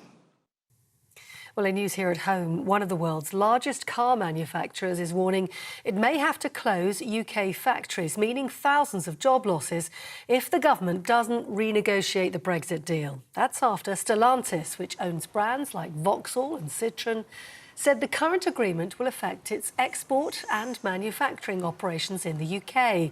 The company says without changes, it'll struggle to make electric vehicles at Ellesmere Port and Wootton.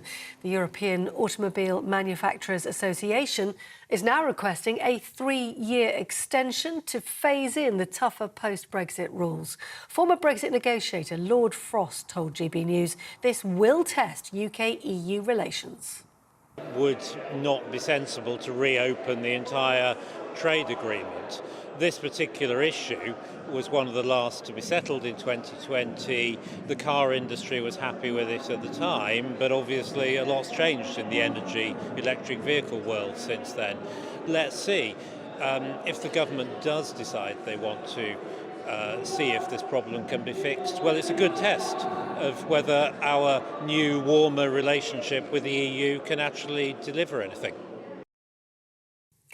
Labour says it wants to give local areas the power to build houses on green belt land, on the condition it won't impact areas of natural beauty. Sir Keir Starmer told the British Chambers of Commerce today that increasing housing supply would ultimately lead to lower property prices. The party says it's going to restore a target of building 300,000 houses annually if it wins the next general election. But that comes as the Prime Minister was forced to drop plans for compulsory housing targets after a backlash from rebel backbench MPs. And lastly, the first full-size digital scan of the Titanic has been created. Researchers say it's the largest underwater scanning project in history. Scientists have made the 3D model to try to work out new details about how exactly the ship sank. The vessel, which went down in 1912, lies 3,800 metres below the North Atlantic. 1,500 passengers perished in the disaster. You're up to date on TV, online, DAB+ radio and the TuneIn app. This is GB News, Britain's news channel.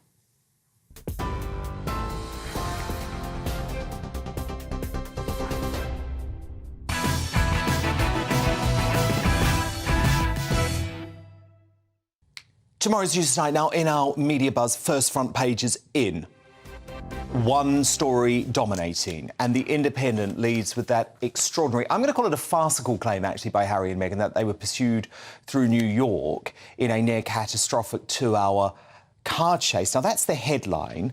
The subhead on The Independent does rightly say the police have said there was no injuries or arrests. But isn't it time? Isn't it time for the media around the world to now realise that Harry and Meghan are proven compulsive liars, and we shouldn't just take their statements as fact. They should be fact-checked before you plaster their ridiculous claims over your front pages. The Metro also leads with car chase claims from the Duke and Duchess of Sussex. Their headline, Meghan and Harry in paparazzi car chase. Remember, the driver of the taxi has said it was not a car chase. The Eye is also reporting on this. They say that the New York car chase has sparked a royal security row. This is because, of course, Prince Harry is currently in a legal battle with the UK's Home Office over receiving police protection. My superstar panel back with me now, Carol McGiffin, Adam Brooks and Matthew Lazar. I just want to talk to you a little bit about this developing story, because, Adam Brooks, isn't it time for the media to say, we're not going to take what you say, Harry and Meghan, as fact? Because Sky News, BBC News, ITV News, they led their bulletins on this today without any of the fact-checking that we're doing of this couple. I mean, they lied to Oprah Winfrey 17 times. It's not like this is serial liars, Dan. And it's proven, it's out there.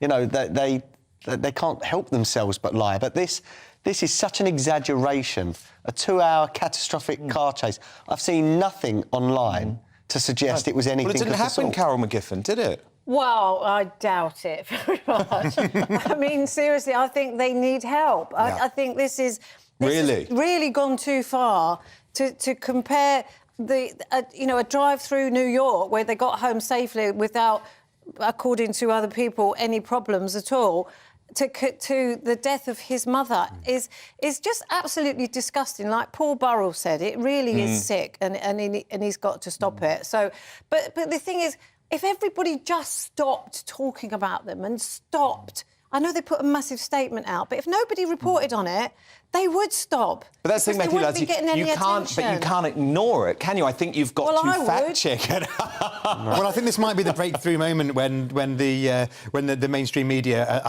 I'll use that phrase for once, actually do examine claims properly, because this is just, frankly, this is an embarrassment for the country. I mean, remember, this is not just a British story, this is a global story, and as the claims unravel, it makes not just them look stupid, it makes us as a country look stupid. Agreed. Couldn't agree more. Now, look, Suella Braverman has found herself locked in an immigration battle with her own cabinet, with The Times reporting that out of 5 proposals drawn up by the Home Secretary to tackle the migration invasion, only 1 has received the backing of other ministers. This is despite net immigration into Britain being expected to rise to record levels, reportedly peaking at nearly 1 million net arrivals in the last year alone, almost doubling from an existing record of over 500,000 the previous year. As the UK's public services continue to creak under the pressure already facing them, Braverman is in no mood to back down, as she made clear at the National Conservatism Conference on Monday. High-skilled, high-wage economy that is less dependent on low-skilled foreign labour. That was our 2019 manifesto pledge, and it's what we must deliver. It's not racist for anyone, ethnic minority or otherwise, to want to control our borders. But the pressure on the right is now growing for Suella to quit as a matter of principle when the Office of National Statistics confirmed the latest shocking net migration figures next week. Top Daily Telegraph columnist, she's a superstar panellist here too, she'll be here tomorrow night, Alison Pearson wrote, "The pressure of numbers on housing and the health services unmatched by enhanced infrastructure will soon turn us into the kind of failed state asylum seekers come here to escape." Braverman did well to speak out, but it's not enough. "I hope we see a principled resignation by the Home Secretary next week when the shameful immigration figures come out." And that's a very interesting point, but Adam Brooks, there is also an argument to say that it's important to have a real Conservative around the cabinet table to at least try and fight the right. I normally agree with everything Alison says. I've got to disagree with her here, respectfully, because if Suella Braverman resigns, the left have won. The Tory wets have won, because she's only going to be replaced by someone weaker. So it's going to get worse. She's putting these things forward. She's tough talking. I like her a lot. But this government is weak. The cabinet is weak. She's not being backed. So at the end of the day, if she goes, it'll probably be the last domino that is the collapse of the Tory party as we know it. So they really need to keep her in office and keep her happy, in my opinion, because if she goes, a lot more votes will go as well. McGiff, where do you stand on this? Because, of course, there is an argument that if she wants to be the next leader of the Tory party, she can't stay in a government that is allowing this level of immigration. Look, what difference would it make if she resigned? I mean, what difference would it make? What difference would it make whatever happens with this situation? All they do is come out with new initiatives, new ideas, new things that they're going to do. Nothing ever gets done. Now, I do quite like her too. At least she says the right things. And I think she is trying. Well, I think she really wants to change things, but she is kind of powerless. Well, think of what she's battling against. Yeah, of course. You know, she's right up against it, and she. And these are globalist forces. She'll end up going exactly, because I think, and I've always thought that the reason this is happening is there has to be a reason for it. It has to be deliberate, because they could stop it. David Cameron years ago said we're going to get it down to the 10,000s. What's happened to that? So you think this is part of a globalist plan to encourage mass immigration? Yeah, they could stop it. They could stop it. They could just stop the boats and they could turn them back. They could just do that. I know they're not allowed to, but they could do it. Well, no, we can. Well, Australia did it. Exactly. Wavelength. Exactly. And it works. That's the only way you're going to stop them from coming. Our laws are and it's so not just, open. Hang on, it's not just illegal either. It is legal. Yeah, but just quickly, 135,000 dependents of students were allowed in last week. Why? Who, by the way, don't have to speak English. No. I mean, Matthew Larson, this is manna from heaven for your party, isn't it, the Labour Party? Because Brexit was all about controlling legal migration. We're about to have 1 million more folk. Absolutely. I mean, it's a case of, be careful what you wish for. I mean, one of the consequences of Brexit, which actually was quite difficult to spell out during the campaign, but was that that actually migration was likely to go up. One of the things we saw before Brexit was were lots of people coming from Eastern and Southern Europe. I've just been in Greece for the weekend. Lots of young Greeks who would normally have come here for 2 years, worked in Pret a Manger, gone home, started their family. Part of that sort of those waves of people moving in and out, but instead people are coming from further afield and often bringing family members and staying for longer. So this is a consequence of Brexit. The student visa system is being absolutely, and they've had 13 years to sort it out, Adam, and they haven't. And it's going to get worse with your lot getting in. It's higher than it was at any stage during the Labour government. Believe me, it's not a strong argument, and I do agree that. But the alternative is a socialist coalition from hell throwing the borders open. We won't be doing that, I can promise you. Adam Brooks, Gail McGibbon, oh yes you will. Invite me. Stand by. Coming up. With a broadcasting bloodbath developing at ITV's This Morning, will Axine co-host Philip Schofield help save the daytime TV show? And what's next for Scof after a succession of scandals? My superstar panel have their say on that. Plus, we'll find out why it was raised by the Deputy Prime Minister in PMQs tonight. That was unbelievable.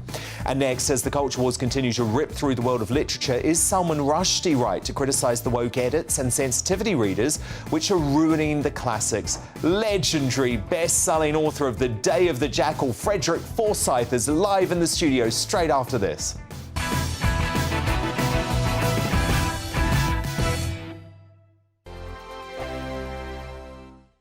Monday to Thursday nights on GB News. At 6, it's Dubes & Co. 7 o'clock, Farage. At 8, join Jacob Rees-Mogg. And at 9, Dan Wootton Tonight, followed by Headliners. On TV, radio and online. This is GB News. It's all about family, being in people's living rooms, all the interaction and getting to know who our viewers and listeners are. When I was young, my dad used to say, no, stop arguing. I wanted an outlet that would enable me to give my opinion.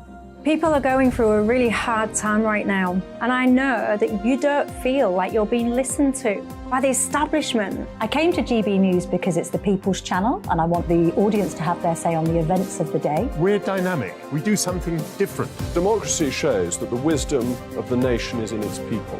I get to travel to find out what the story is from a personal perspective. The British people aren't fools. We know when we're not being told the full story. We've got to work out how Britain moves forward from this. It's the best country in the world. The establishment had their chance. Now we're here to represent your views. Britain's watching. Britain's watching. Britain's watching. We're proud to be GB News. The People's Channel. Britain's news channel. Westminster is going around in ever-decreasing circles, followed by the media. Britain is broken. How on earth did we get into this mess? But more importantly, how do we get out of it?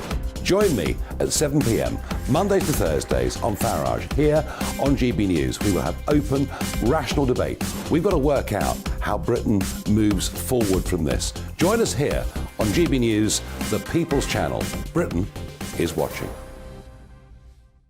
I'm Jacob Rees-Mogg, the Member of Parliament for North East Somerset and a former government minister. For years, I've walked the corridors of power in both Westminster and the City of London. We need to have the arguments, the discussions on how we make it better. Crop failures, famine, war, suffering on a scale completely unimaginable. We are putting the cart before the horse. As Charles I said at the scaffold, he was the true defender of liberty. Yeah, I've completely derailed the conversation. Join me Monday to Thursday at 8 p.m. on GB News, Britain's news channel. GB News has its own late-night paper preview show, Headliners, where comedians take you through the next day's top news stories. You don't have to bother reading the newspaper, we've got it covered for you. Headliners, every night at 11 p.m. and repeated every morning at 5 a.m. We won't send you to sleep like some of the other paper review shows out there. GB News, the People's Channel, Britain's news channel. Join me, Camilla Tominey, on Sunday mornings from 9:30, taking the politicians to task and breaking out of SW1 to see how their decisions are affecting you across the UK. Bursting the Westminster bubble every Sunday morning, only on GB News, the People's Channel. Britain's watching. You've probably seen politicians interviewed 1,000 times, but we do it differently. We find out who they really are, we don't shout, we chat, and hopefully we bring a bit of light, not just heat. Did you know Kate Moss? Apparently. Do you have a pair of jeans or a pair of jeans? No, of course I don't. What would I do with them? My friends are like, oh my God, what's she doing now? Join me every Sunday at 6 for Gloria Meets, only on GB News, the People's Channel, Britain's news channel.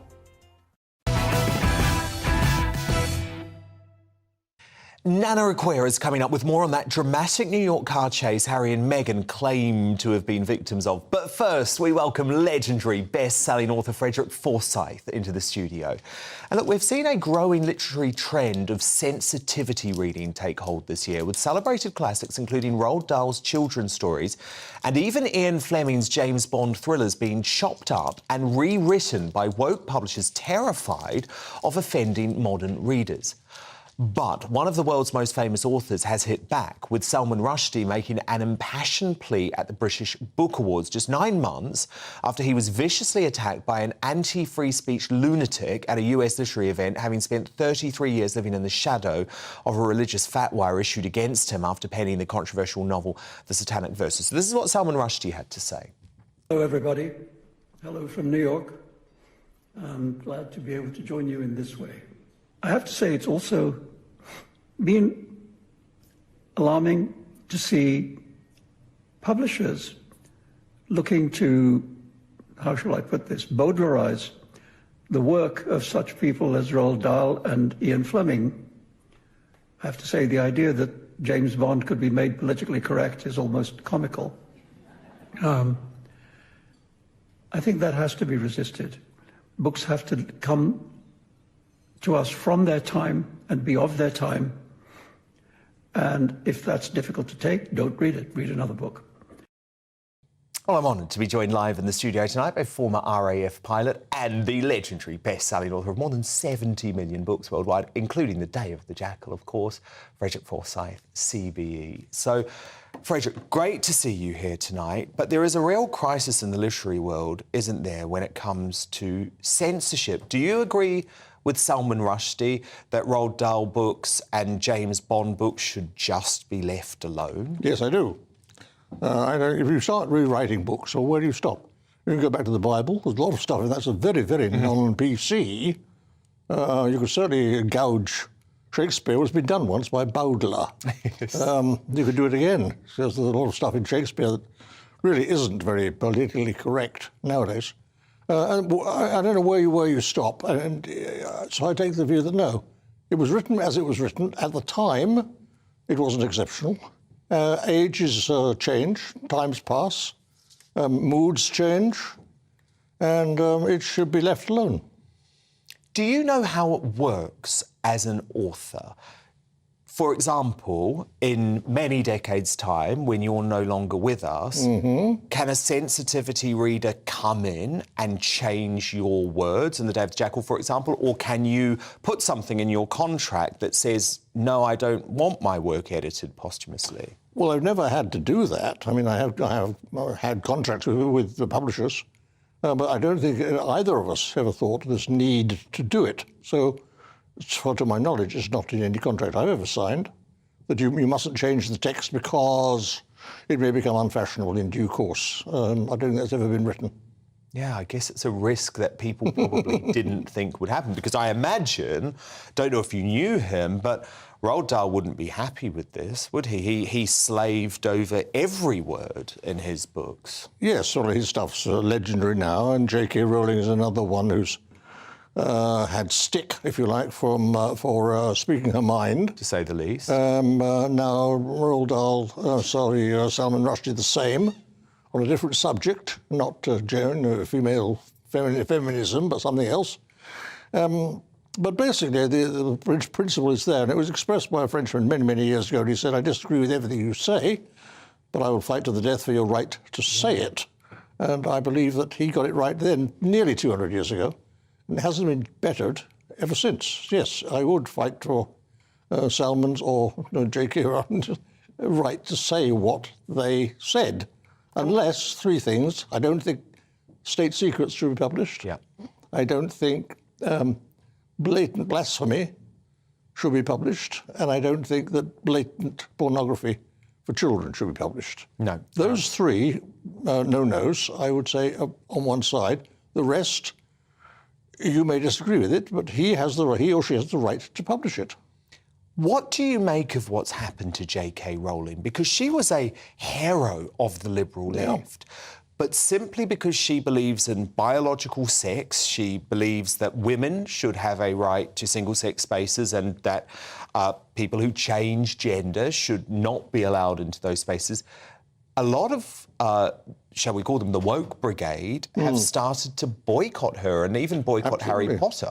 Indeed, and the very actors and actresses who were, well, children and zero, and who became stars on her work, on the back of her work. So disloyal of them, isn't it? Turn and said, you know, but this is... Daniel Radcliffe and Emma Watson. I've no time for them. She wrote what she wrote. It was hugely successful.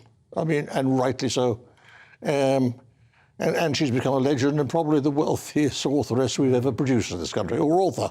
So she's uncancelable. I guess there are certain books that can't be cancelled. The Day of the Jackal would be in that category. Well, I don't know, but I can't think that there's... I mean, that was about an assassin, and I can't think what's so politically non-correct about... So you haven't had any complaints? Because obviously, Day of the Jackal was written in the 70s, is that right? Jackal was written in 1970, yeah. 1970. So have you had folk come to you and say, actually, that's a bit inappropriate, or can we update that? No, because Not yet. There's nothing about sex in it. Yeah. I don't think there's a passage that refers to sex at all, or sexuality. Unless you want to start quibbling the calibre of rifles, I don't think, so far, the calibre of rifles hasn't... And the French security arrangements around Charles de Gaulle's person at the time are not really challengeable. I don't think they are. Yeah. But when you look at all of this, do you become concerned that freedom of speech is under attack in the West? Oh, yes. Wokeism is a form of dictatorship. I dislike dictatorship. I've lived under two abroad and visited several others. They're very disagreeable places to be. They're ruled by the secret police, and the wokeism is like a sort of artistic secret police. And I dislike it for that reason. It says, as all dictators do, two things. One is, I am right and everyone else is wrong. And B, if you attempt to express your view, you'll be punished. That is a hallmark of a dictator. It's the hallmark of wokeism. Yeah, that's fascinating. Wokeism, a form of dictatorship. Very well put. Frederick Forsyth, an absolute pleasure to have you. Now a freedom of speech champion as well as one of our most legendary authors. Coming up in Uncancelled, as Harry and Meghan's version of events surrounding their apparently near-catastrophic 2-hour car chase is called into question, Nana Acquair joins me to shed some light on the pair's latest stateside drama. But next in the Media Buzz, as rumours swirl around Philip Schofield's future on the embattled ITV show This Morning, is the only way to save the show to sack Schof? My superstar panel thrash that one out. We'll also have more of tomorrow's newspaper front pages hot off the press. Don't go anywhere.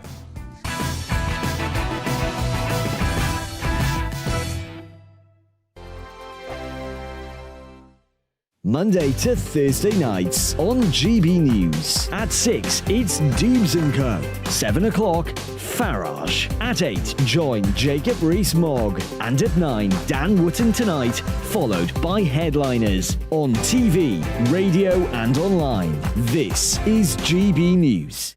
First and foremost, I am a GB News fan, and I was before I was working here. Just love the fact that we're asking the questions that a lot of establishment media won't ask. With a bit of a twist, we not only want to inform you, but we want to keep you entertained. It's worth the drive because you get in and the team's all ready and waiting, they're itching to go, and it's a proper little family. GB News is the people's channel. It's the audience that makes the programme sing. We're giving our viewers and our listeners a voice. I see the thousands of your letters, tweets, emails, you name it, coming in. Britain is broken.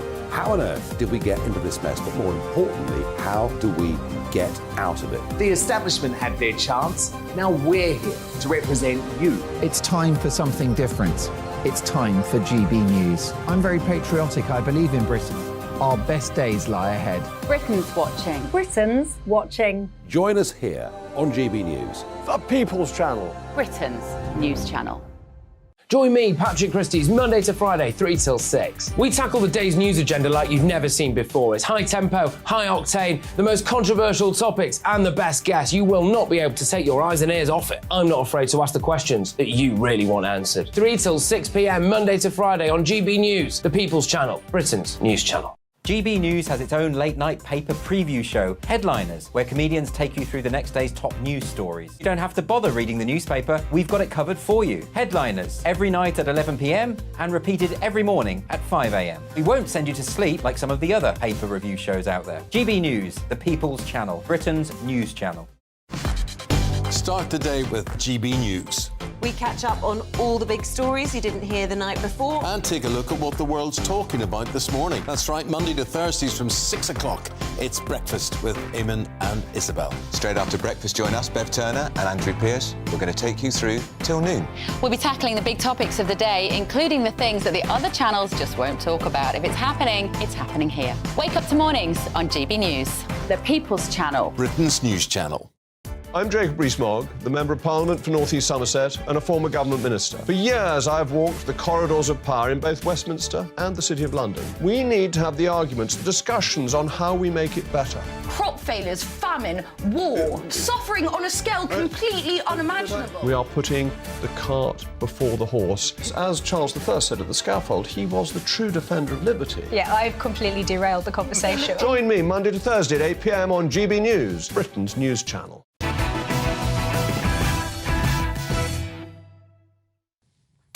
And let's return to tomorrow's news tonight now in our Media Buzz. More front pages have been delivered. Now the Starmer mask slips on Brexit is the headline splash in the Daily Mail as the Labour leader says he would try to renegotiate with the EU if he won power, causing outrage. This was a really revealing interview on the British Bashing Corporation earlier.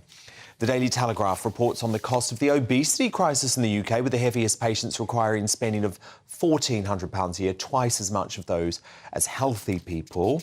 And, of course, the Sussexes there on these claims of a near-catastrophic paparazzi car chase. Nana Acquia is going to bring us the latest on that shortly. The Daily Express reports that Rishi has paved the way for tax cuts before the next general election as he insisted the economy is firing once again. The PM said he will ease the burden on working Brits once inflation comes down and the government gets a grip on borrowing. My superstar panel return now. Columnist and media personality Carol McGiffin, the businessman and activist Adam Brooks and the former Labour Party advisor Matthew Laza. Now, with Sunak flying to Japan to meet with G7 deputy leaders, Oliver Dowden and Angela Rayner faced off at PMQs for the first time earlier today. And in a brilliant debut for the new Deputy Prime Minister, there was one line in particular that brought the House of Commons down. But look, if she wants to talk about this sort of thing, we all know what's going on with her and her leader. It's all lovey-dovey on the surface. They turn it on for the cameras, but as soon as they're off, it's a different story. They're at each other's throats. Mr. Speaker, they're the Phil and Holly of British politics. And much like Rayner being left to face the music, Holly rushed off from her presenting duties this morning to meet King Charles at a reception at Buckingham Palace earlier. And by the looks of her incredibly awkward exit live on air, the invitation could not have been more welcome. Right. Is it time? It's time. She's been summoned. Her carriage awaits, although it is a motorbike. And it's time for you to head to Buckingham. Have you got your stuff? Yes, I've got all my stuff, got all my bits. I'm off to the palace, to the Prince's Trust, to go and introduce the winner yesterday to the King himself. So I'm going. Be good. Don't be naughty. I'll do my best. Happy to hold the fort. Yes. Okay, yeah, goodbye now. Goodbye. Say hello to Saran Jones and save me a piece of cake. Don't forget, it's Your Majesty. Your Majesty. That may not be the last time we see a separation between Holly and Phil, because in a bombshell revelation on The Sun's front page, the paper says ITV are planning a summer shake-up of this morning, with scandal hit Schofield in the firing line to be axed while Holly keeps her job. So, Carol McGiffin, you're a recent departee from ITV Daytime. Do you think Philip Schofield is going to be the next one following you out the door? Oh God, I mean, it's a really good question. I'd love to know the answer to it, but I do think that, you know, ITV will do whatever they can to keep him there for some reason. I do not know what that reason is. I've never really worked with either of them. You've been on the show a lot. I've been on the show a few times. Were they nice to you? Was he nice to you? Well, Holly wasn't there when I went on to be interviewed about my book when that came out in 2010. What about Philip? Philip was there, but he wasn't very nice, to be honest. He was very... That's not a shock. It was... He treated me as though it's like, oh, another loose woman with another book, and I kind of get that, but it was just like he was so not interested. It was a struggle, and I was giggling, actually laughing, because I just couldn't believe he was being so bloody rude. But anyway, that's the only kind of experience I've had with him. But I've heard a lot of stories about him being rather unpleasant to a lot of people, especially a lot of people who were kind of, you know, further down the food chain in TV. So I don't know. I tend to think nothing will happen. Although, having said that, for those two, they so clearly don't get on anymore. No. Yeah. And I know they used to, but I don't know why one of them doesn't just It's awkward now, isn't it? Yeah, it's pretty cringe. They want to go, and they've been there for so long. They can't possibly need any more money, either of them. So, I mean, you know, give it up. You've had your time. Make way for somebody else who people actually like. He's got his wines. Has anybody tried his wine? No. No. No, I haven't. No. Yeah, Wine? Exclusively at one supermarket chain. I will not be selling that in my pub. Adam, you're not a fan of Philip Schofield? Not at all. Why? I mean, I grew up with the man on TV, but it's you know, I've got friends in the media like yourself, you're in the media, and no one's got a good word to say about him. No. They've all said exactly what you've just said. He's quite a nasty sort of man to certain people, and I don't like that. I don't like to hear of people talking down to people and being rude. And then there's the rumours that are online, which I won't talk about. And, you know, he's just surrounded by this bad energy, I think, and he needs to go. I mean, he's been on there so long. He must have tens of millions of pounds. I think it's time to retire, Phil. Exactly. Do you know that kiss that they just did when Holly went off to go and see the King? I thought that was even more cringy than the hug through the plastic it's so fake, during isn't the it? COVID Yeah. thing. It's just one of those things where you just want to be sick. It's Get horrible. Alison Hammond on there. Such She's good fantastic. acting. I It's like not even Alison. good Move it back to the Albert Dock, I say. It hasn't been the same since it left Liverpool. You know, we saw Liverpool shining this week. Well, old school, well, at least they actually like each absolutely. Exactly. No, I mean, I think... What do you think? I don't think this can go on. No. I don't think this can go on for ITV. I mean, look, it's the old Alistair Campbell school of crisis management, right? You can only last a certain number of days. Yeah. This is escalating like a snowball. The fact that the Deputy Prime Minister raised it in Parliament today, every single person knew what he was speaking about. Every single person knows about the internet rumours that Adam Brooks is referring to. Actually, this His brother can't being a go paedophile on. doesn't help either. You know, it just fuels more sort of hatred. I mean, look, I produced a lot of daytime television, including with some of the loose women over the years. And, you know, the whole thing about daytime is... Sadly, Campbell, we've never worked together until tonight, but a partnership is born. But, you know, the whole point of daytime is warmth. You're inviting people into your home, literally, to have a cup of coffee, a cup of tea with you. And when it's got to this level... They're your friends. And when you've got to this... When you're not friends with the person sat next to you on the sofa and you've got to that level of cringe, it's over. Especially when they've got such good standing. Again, I keep saying it, Alison Hammond, I watch it, she makes me smile. Like, if I'm watching that and not GB News... I know he'd never leave us, but what about our Dan, you know? Please, as if I'm not going anywhere. But, look, I think when it comes to Philip Schofield's brother, of course, we do have to make the point he's been sentenced on Friday. Philip claims that the brother didn't tell him the full story about what was going on. So I just want to make that clear. Now, look, from one scandal to another, Humza Useless blustered his way through questioning today on why it took cops 2 weeks until he was elected SNP leader to raid Nicola Sturgeon's home and the party's headquarters in the missing money probe. Listen as he delivered a truly embarrassing word salad response when quizzed by the pro-SNP BBC about the delay. It has emerged that there was a 2-week gap between Police Scotland asking for warrants to search Nicola Sturgeon and Peter Murrell's home. We would never dream of interfering, neither in a live police investigation.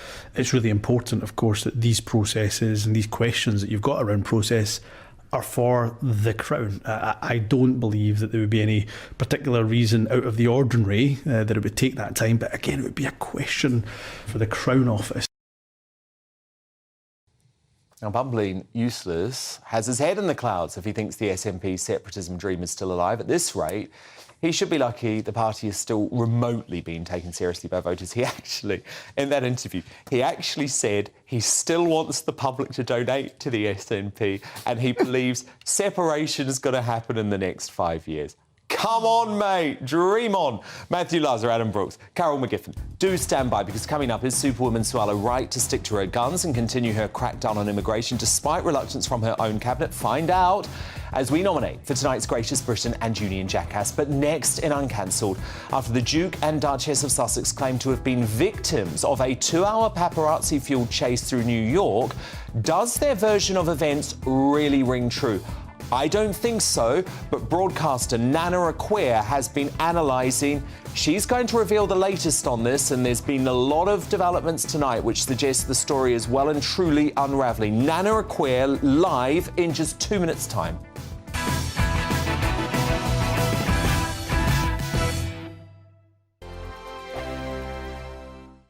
Monday to Thursday nights on GB News. At 6, it's Dubes & Co. 7 o'clock, Farage. At 8, join Jacob Rees-Mogg. And at 9, Dan Wootton Tonight, followed by Headliners. On TV, radio and online. This is GB News. It's all about family, being in people's living rooms, all the interaction and getting to know who our viewers and listeners are. When I was young, my dad used to say, Nana, stop arguing. I wanted an outlet that would enable me to give my opinion. People are going through a really hard time right now, and I know that you don't feel like you're being listened to by the establishment. I came to GB News because it's the People's Channel, and I want the audience to have their say on the events of the day. We're dynamic. We do something different. Democracy shows that the wisdom of the nation is in its people. I get to travel to find out what the story is from a personal perspective. The British people aren't fools. We know when we're not being told the full story.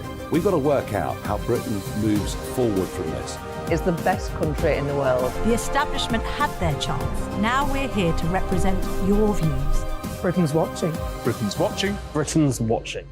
We're proud to be GB News. The People's Channel. Britain's news channel. Join me, Patrick Christie's, Monday to Friday, 3 till 6. We tackle the day's news agenda like you've never seen before. It's high tempo, high octane, the most controversial topics and the best guests. You will not be able to take your eyes and ears off it. I'm not afraid to ask the questions that you really want answered. 3 till 6 p.m, Monday to Friday on GB News, the People's Channel, Britain's news channel. I'm Andrew Doyle. Join me at 7 o'clock every Sunday night for Free Speech Nation, the show where I tackle the week's biggest stories in politics and current affairs with the help of my 2 comedian panellists and a variety of special guests. Free Speech Nation, Sunday nights from 7 on GB News, the People's Channel, Britain's news channel.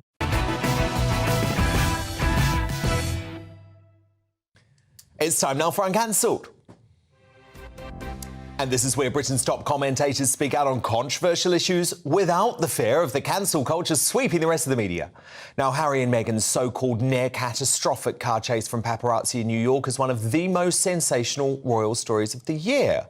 But has their tale already started unravelling? The pair, who have already had a long list of proven porkies behind them, said in a dramatic statement earlier today, this relentless pursuit lasting over 2 hours resulted in multiple near collisions involving other drivers on the road, pedestrians and 2 NYPD officers. Lefty New York Mayor Eric Adams swiftly called a press conference, though, to hit back. I would find it hard to believe that there was a 2-hour high-speed chase. That would be, I find it hard to believe, but we will find out the exact duration of it. But he wasn't the only one playing down Harry and Meghan's stories, with pictures doing the rounds online, purportedly showing her smiling in the seat of the car during the reported chase, apparently not wearing a seatbelt.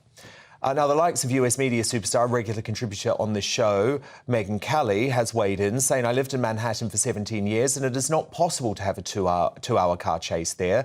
Too many streetlights and stop signs, too much foot and car traffic, and hundreds of places you could safely pull over to protect yourself. Caitlyn Jenner, she's also weighed in, saying, I have been party to Paps following in New York, not 2 hours, even in LA, a city with lots of driving and long distances between destinations, not 2 hours. But it comes with the territory. Wine, wine, wine, as all these two seem to do. So Nana Acquia, look, even the man driving Harry and Meghan's car during the incident, Nana, has said tonight there was no chase and everything was safe. So this story is unravelling, Nana. Well, I mean, of course it is. It's just, what a load of tosh. I mean, first of all, the journey was apparently only around about 10 minutes. How can you, what were they doing for 2 hours? Look, people have iPhones, we have cameras all over. If this was some great car chase, like it sounds like they've been watching too much Dukes of Hazzard, if this was some serious car chase, this would be all over the place. This would be everywhere. People would have bits of footage of this thing. And even people who are, the NYPD claiming apparently they're involved in it, it's rubbish. Clearly this was just a simple little, maybe somebody chased them a little bit. It was literally, nobody's interested in them. They're trying to create some sort of furore around themselves, and it's just not working. What do you think that's about, Nana Acquia? Because really disturbingly, Harry's friends, his friends, we know who that is, are revealing to the Times newspaper tonight that he has said that he felt like his mum on the night that she died in Paris last night. I mean, what's this about?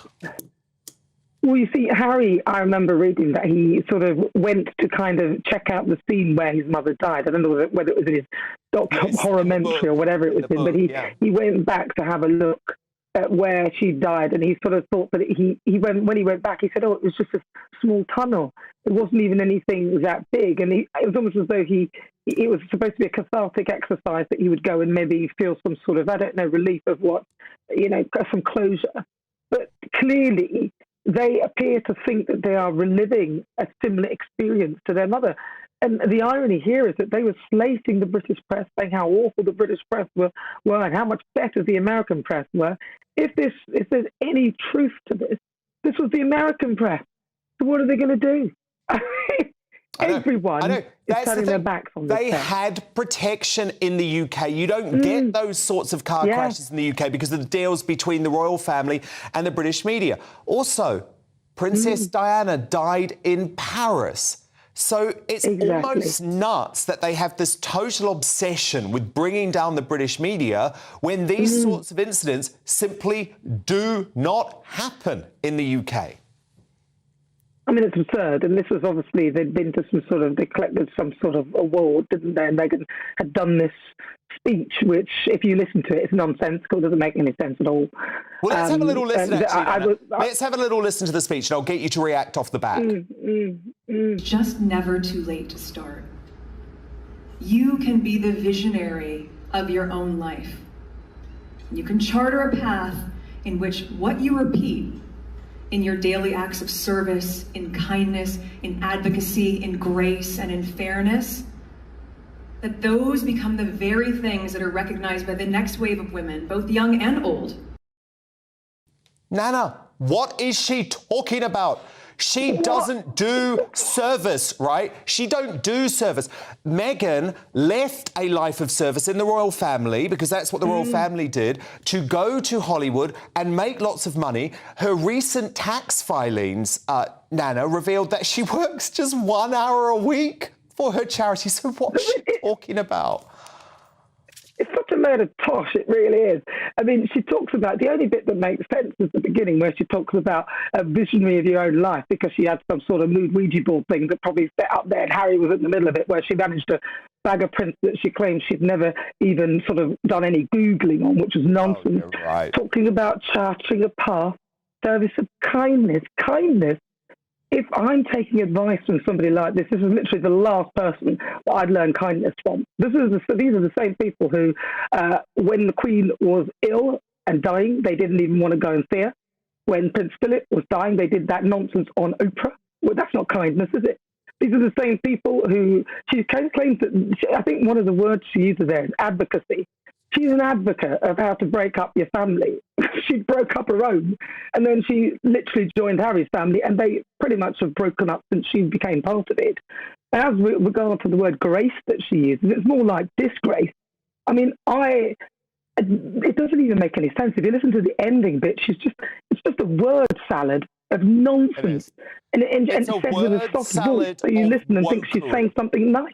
Yeah, it's a word salad of wokery, but it's a very good point that you make about breaking up two families, because I actually think that message has got through in New York. I want to play you a little moment, Nana, that took place when she was walking into the ceremony last night. Megan, how do you feel about being part of two broken families? And that's the reality, isn't it, Nana? There's no kindness and grace when it comes to the way that Meghan has treated her own family. Her father, who nearly died from a fatal stroke and lives just down the road from her, is struggling to speak. All he wants is to be reunited with his daughter and meet his grandchildren. She won't do it. So where's the kindness and grace there, Nana? There is none. There is none. And the last bit makes no sense at all. I think it's just a load of claptrap. I don't know why she thinks that she's got something that people want to hear, but most people are seeing right through it. The Americans have had enough. And I don't think I feel sorry for them, because I think that this is the beginning of the end for their popularity. I don't believe that there was any car chase, really. Who wants to chase them? Why would you? What have they got to offer? And now they're really clutching at straws, because all we've got is this litigious business now with Prince Harry, who's trying to sue everything and everyone for anything. Nana, it's just a joke. Isn't it about time, though, that the media starts fact-checking this couple, not just parroting everything they say? Because, you know, the BBC and ITV News tonight led on these claims without any sort of pushback, and the claims are now provably false. Well, in a way, it's slightly funny, isn't it? Because they're giving them all this airtime, then it turns out that the claims don't even stack up. Yeah. They just start to look even more stupid, and even the little support that they still have left, even those people are embarrassed to admit that they support them. It needs to end. What I genuinely would like to see is that the media start to ignore them. I know I like to talk about it, we like to talk about how ridiculous it is, but there will come a point where they are desperate for publicity, which is obviously now, and they will literally, I think, fabricate anything. Nana Acquia, great to speak. And of course, Nana will be back 3 p.m. Saturday here on GB News. Thank you, Nana. But it's time now to reveal tonight's Greatest Britain and Union Jackass. My superstar panel return, McGiff. Who is your nominee for tonight's Greatest Britain? My Greatest Britain tonight is Twiggy, because amongst all those stuffed and overdressed peacocks at the Cannes Film Festival, Twiggy turns up in a pair of boots, black jeans, sunglasses, looking as cool as anything. And she looks normal, and she's 73. So good for her, and I can't wait for her documentary to come out. I think she's brilliant. She's still got it. Adam Brooks, your nominee. My nominee is Suella Braverman, because I believe we've finally got a Home Secretary that genuinely wants to tackle illegal immigration.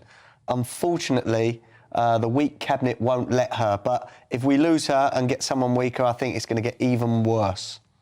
And Matthew Larser, your nominee is GB News' very own Jacob Rees-Mogg. I never thought I'd find myself saying that, but he's revealed the truth when he told the Conservative conference yesterday that the government's voter ID law was an attempt to gerrymander the electoral system. Pointless and putting people off voting. Well, look, Jacob won earlier in the week, so he can't win twice a week. As much as I love him and as much as his show at 8 o'clock on GB News is brilliant. So I'm going to go with Adam Brooks, because Suella Braverman is at least trying to stop this immigration madness. And someone must. Someone must. And the thing is, if Rishi Sunak wants to have any chance of winning the next election, he should be listening to her. Union Jackass time now. Carol McGiffin, who's your nominee? It's BBC News reader Sally Nugent, who, on a live broadcast, was talking about the anniversary of the Dam Busters event and referred to it as infamous. And I don't think it was a mistake. It definitely wasn't a mistake. It was typical BBC. You know, let's put down one of the greatest things that we did in the war. And those men, the geniuses of that whole attack was just absolutely fantastic. So I don't care that she's apologised. It's not good enough. Just don't let's have a watch of the moment. Here on Breakfast. 80 years after 19 Lancaster bombers took part in the infamous Dam Buster raids, tonight...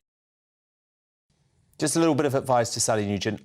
You described Jimmy Savile, your former colleague, as infamous, not the Dam Buster raids. Yeah. Okay? Adam Brooks, your nominee for you. My nominee is Keir Starmer for wanting to give EU nationals the vote and also to renegotiate with the EU. We see what you're doing, Keir.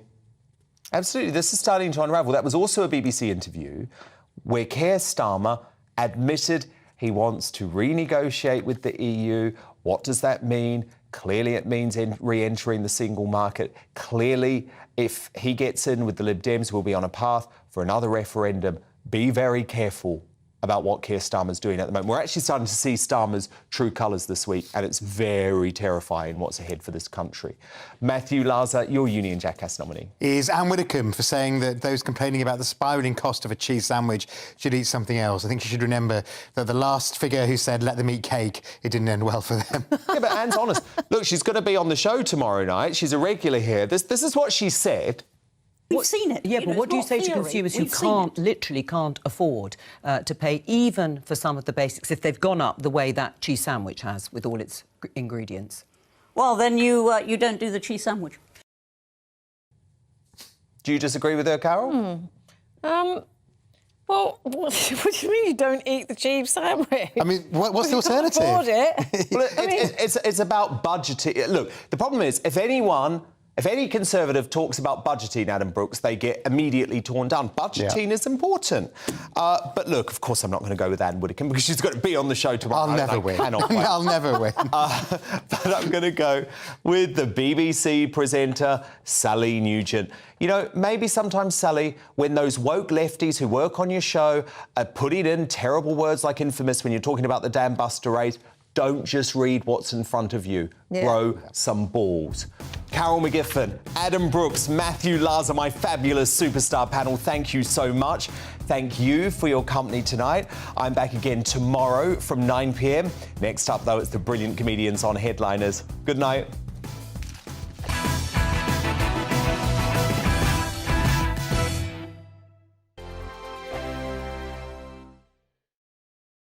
Monday to Thursday nights on GB News. At 6, it's Dubes & Co. 7 o'clock, Farage. At 8, join Jacob Rees-Mogg. And at 9, Dan Wootton Tonight, followed by Headliners. On TV, radio and online. This is GB News. It's all about family, being in people's living rooms, all the interaction and getting to know who our viewers and listeners are. When I was young, my dad used to say, no, stop arguing. I wanted an outlet that would enable me to give my opinion. People are going through a really hard time right now, and I know that you don't feel like you're being listened to by the establishment. I came to GB News because it's the people's channel, and I want the audience to have their say on the events of the day. We're dynamic. We do something different. Democracy shows that the wisdom of the nation is in its people. I get to travel to find out what the story is from a personal perspective. The British people aren't fools. We know when we're not being told the full story. We've got to work out how Britain moves forward from this. It's the best country in the world. The establishment had their chance. Now we're here to represent your views. Britain's watching. Britain's watching. Britain's watching. We're proud to be GB News. The People's Channel. Britain's news channel. Westminster is going around in ever-decreasing circles, followed by the media. Britain is broken. How on earth did we get into this mess? But more importantly, how do we get out of it? Join me at 7 p.m, Mondays to Thursdays on Farage, here on GB News. We will have open, rational debate. We've got to work out how Britain moves forward from this. Join us here on GB News, the People's Channel. Britain is watching.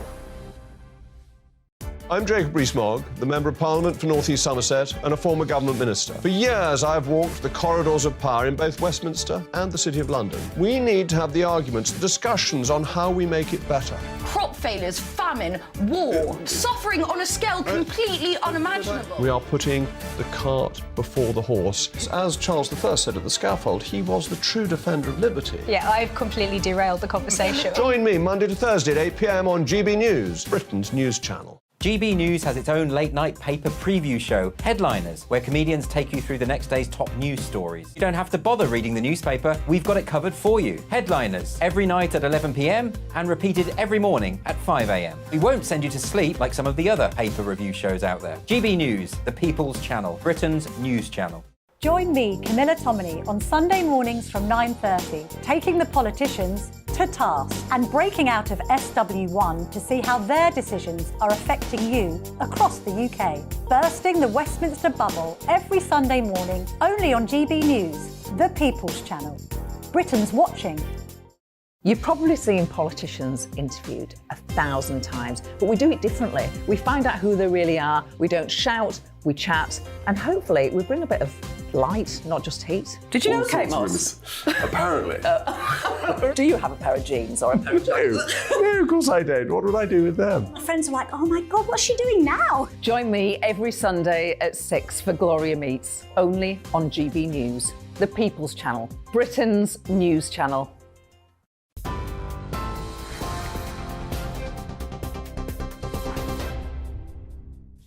Good evening, you're with GB News, the top story this hour. Prince Harry claims he and his wife, Meghan, and her mother were involved in a near-catastrophic car chase involving the paparazzi.